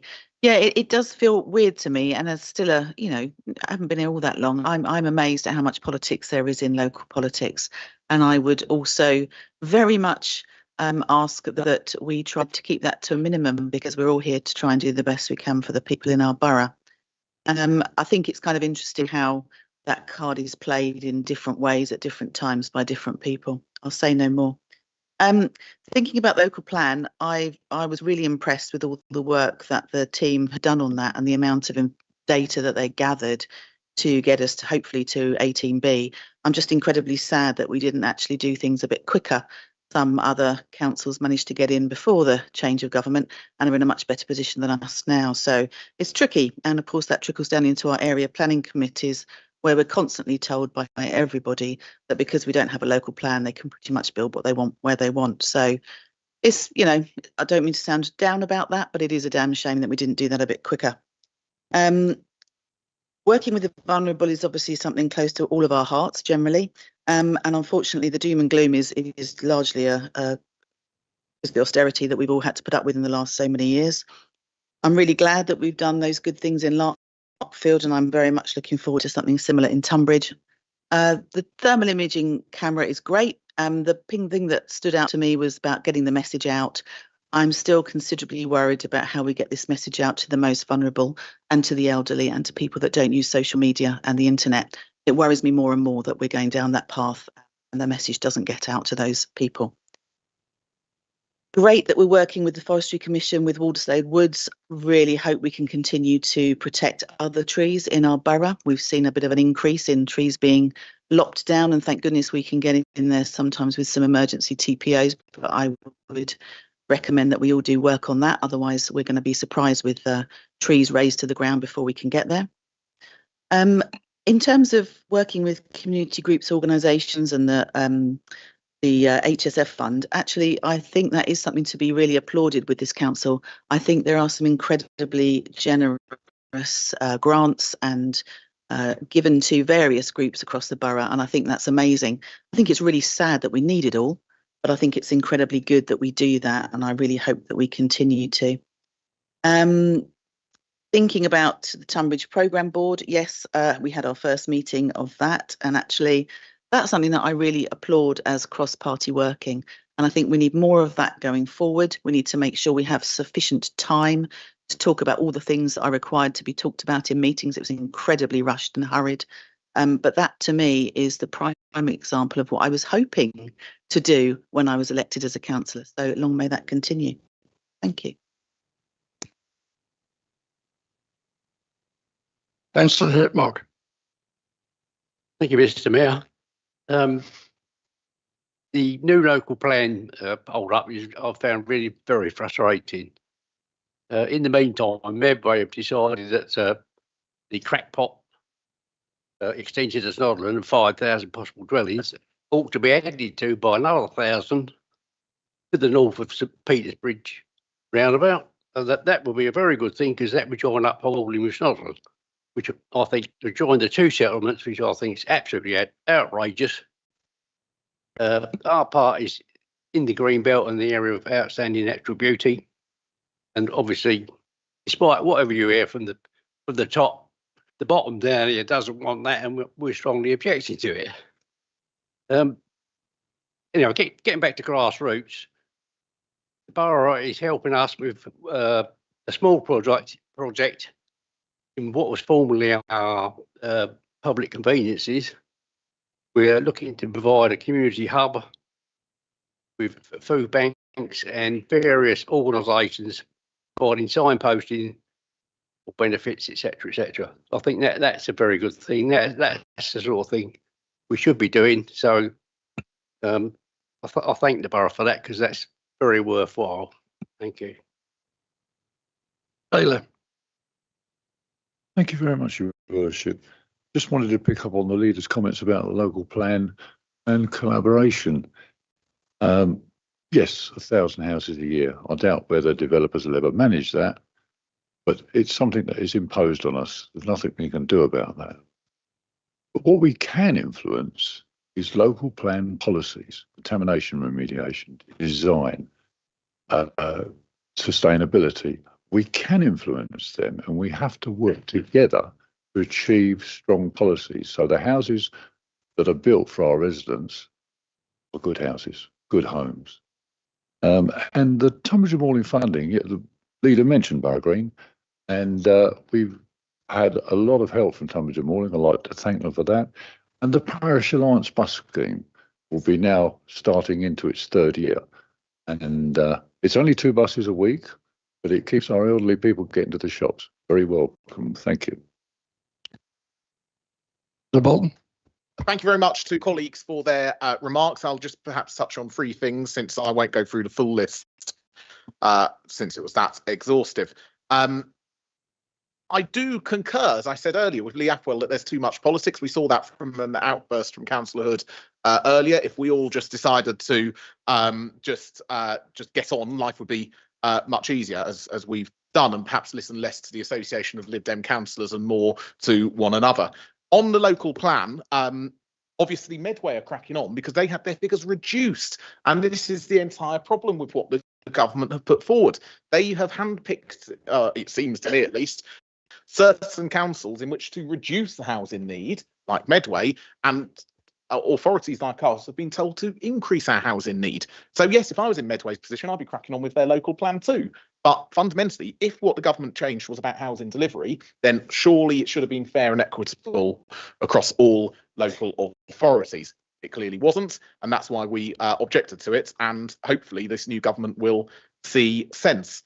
On the timing point, could we have got on with local plan sooner? Well, it wouldn't have made the blindest bit of difference, because the government wrote to this council at the end of July. They said, if you are at certain stages of your local plan process, you can either go ahead or come back. If we'd have gone ahead with the consultation in the summer, we would still be in exactly the same position that we are today. In fact, frankly, I was looking through sort of previous iterations of the timing on local plan, and you can go back a couple of years, we'd still be in exactly the same position that we are today. So the reason that we've not been able to crack on with local plan is very simply because the new government have decided to change the rules. They've decided to bring in what I think is a fundamentally unfair system of housing distribution between boroughs, and that is something that we need to call out. Thank you very much. On one note, last month we had, or the last meeting, there was hate, no hate, and no heckling, and that's what's happened this evening.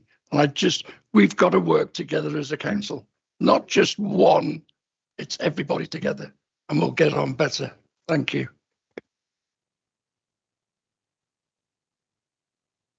Item 12, changes of the community appointments for 24-25.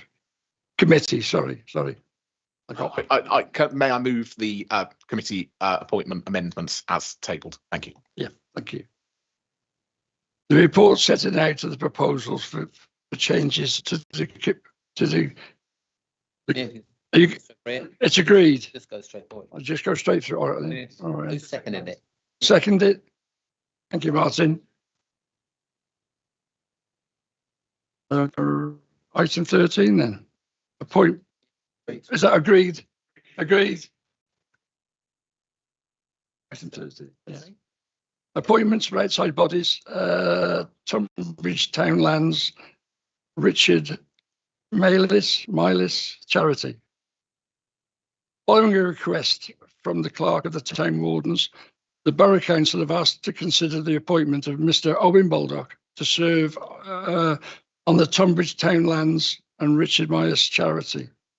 The report setting out the details on page 79 of the agenda pack. Is there any objections to the matter?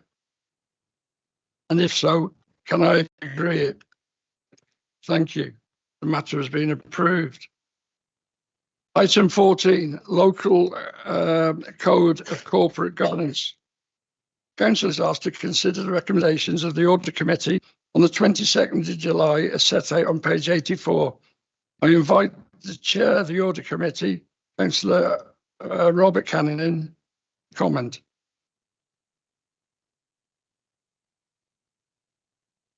Thank you, Your Worship. I'd just like to pose the agreement of that agreement. Thank you very much.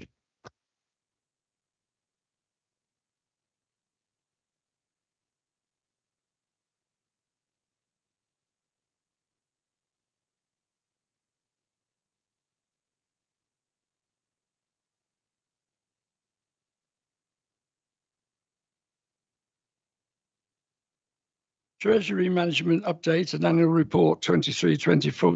The Council is asked to consider the recommendations of the Audit Committee. I've done that. No. On the 22nd of July, set out on page 110, to invite the Chair of the Audit Committee, Robert Cannon, to comment? It's the same one. Agreed? Approved. Item 8.16, Capital Works car parks. The council is asked to consider the recommendations for Cabinet on the 3rd of September set out on page 141 by the leader of the Borough of the Council, Matt Bolcombe, to comment. But nothing further to add, I'd move recommendations. Any objections? Matt, approved. Sorry. Can I just opportunity of saying that I went to a meeting of the Labour Lakes liaison panel last night, and they have a MPR in their car park at Labour Lakes, which is only working satisfactorily. But it came up there, and those present couldn't really offer an explanation. There were occasions when it did not work properly there, and that it did not record people leaving the car park. It was suggested there might be a technical reason for that. I don't want the council to consider what happens at Labour Lakes, but I'm just flagging up the point that NPR needs to be carefully watched, because people there were getting penalties because it was alleged they hadn't left their car, that the car was still in there 24 hours later.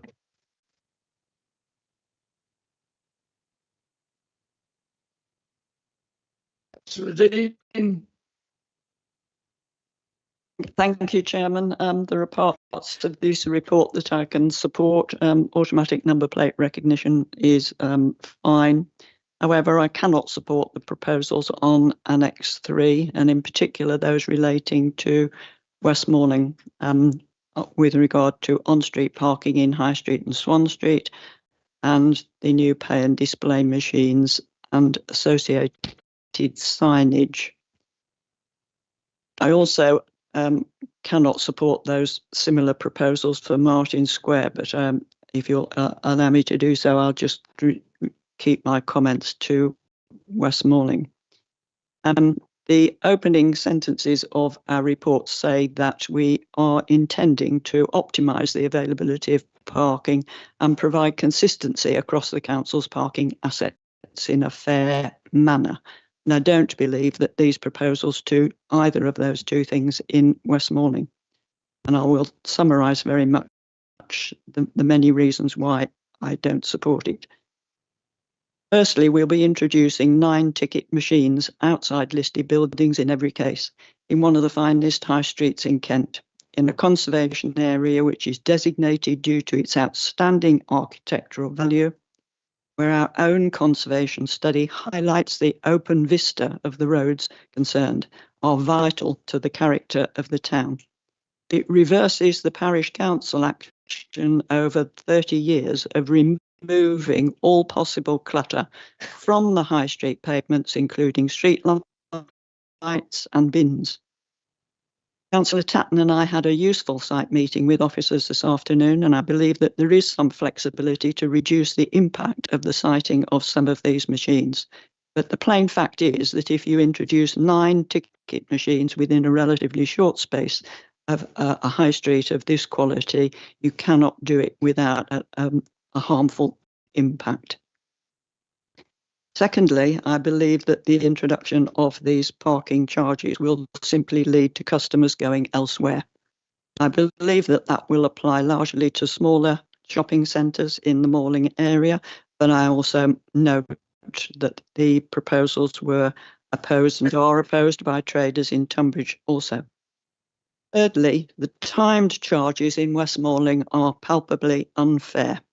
They impose a 4-hour maximum, which does not apply, as far as I'm aware, anywhere else in the borough. This has already caused the withdrawal of traders from Westmoreland Farmers Market because they cannot park for the 7 hours required for them to trade at the farmers market. More will withdraw when the 4-hour maximum is introduced to on-street parking. These proposals require the farmers market to look for 40 new parking spaces free of a 4-hour time limit in Westmoreland. These simply do not exist. if the council proceeds with the proposals in this form, the farmers market in West Malling, which is one of the largest in the county, and I believe one of the largest, two largest in the borough, will simply have to close. I don't believe that that's the intention of the borough council, and I will look forward to some constructive support and some constructive negotiation about altering what is proposed there so that we can maintain our farmers market. Thank you, Chairman. Councillor Bolton.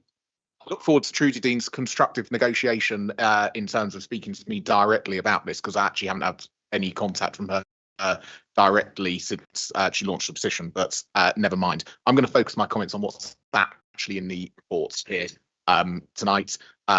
This is simply allowing us to do works that have been discussed many times in this chamber and that have been agreed. I appreciate not all members agree with the outcome of that, but we have an obligation to implement what has been agreed, and that is exactly what we will be doing. I'm aware that there was a meeting of local members and some of our technical services staff today, which I'm glad was useful. The location of ticket machines was included in the consultation. And obviously there were lots of issues that came out of the consultation.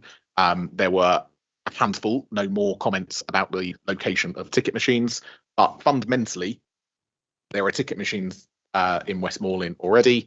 There are ticket machines outside the scheduled ancient monuments at Tunbridge Castle too. So it is not outrageous to have parking ticket machines in a place where there are lots of listed buildings. I think it's done sensitively in West Malling at the moment. We haven't received deluge of correspondence about this, and based on what has been put forward and consulted on, I don't think we will going forward. But I do hope members can actually focus on what's in this report, agree recommendations that have come from Cabinet. Thank you kindly. No objections to this. Can we approve it? No. I'd like my vote against to be recorded. I accept what the council's going to do, but I'm going to have it on record that I'm against car parking charges in Martin Square, and I hope something's done about the West Malling market. So for those reasons, I want my vote recorded in the minutes as against. Thank you, Councillor. Noted.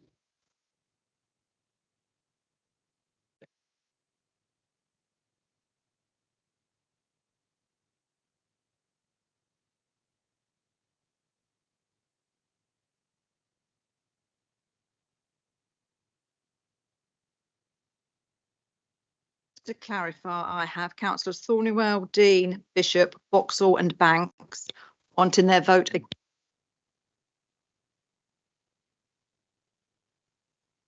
Pattern, Row, Oakley.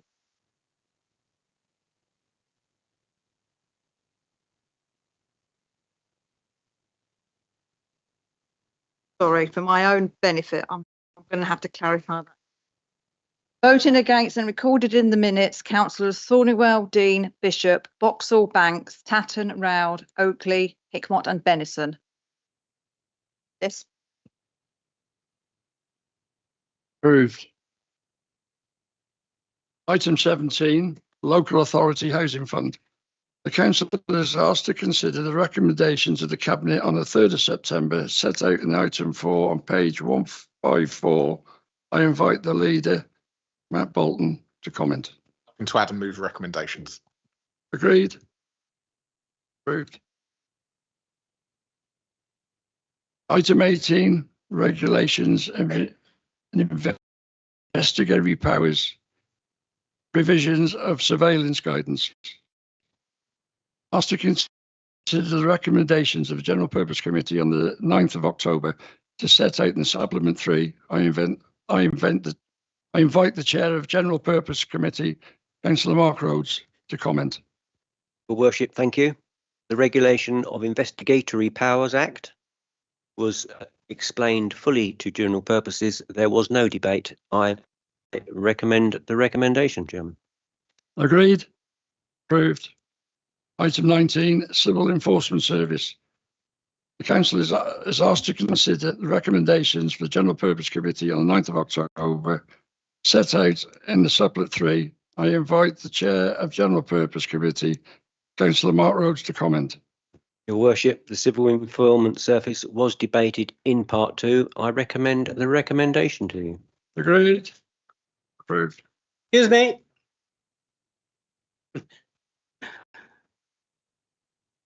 Yes, Councillor. Yeah, thank you, Chairman, for letting me speak. I should just mention that I was at that meeting and at the last debate that was mentioned by the Chairman of the committee, and a vote was taken at the end of the meeting.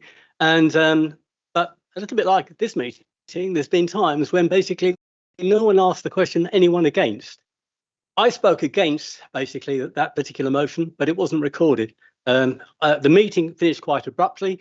I'll accept some blame myself for not moving quick enough, but to be quite honest, I do feel that if people are going to be asked to vote one way, fair enough, and they should be asked to vote again or abstain.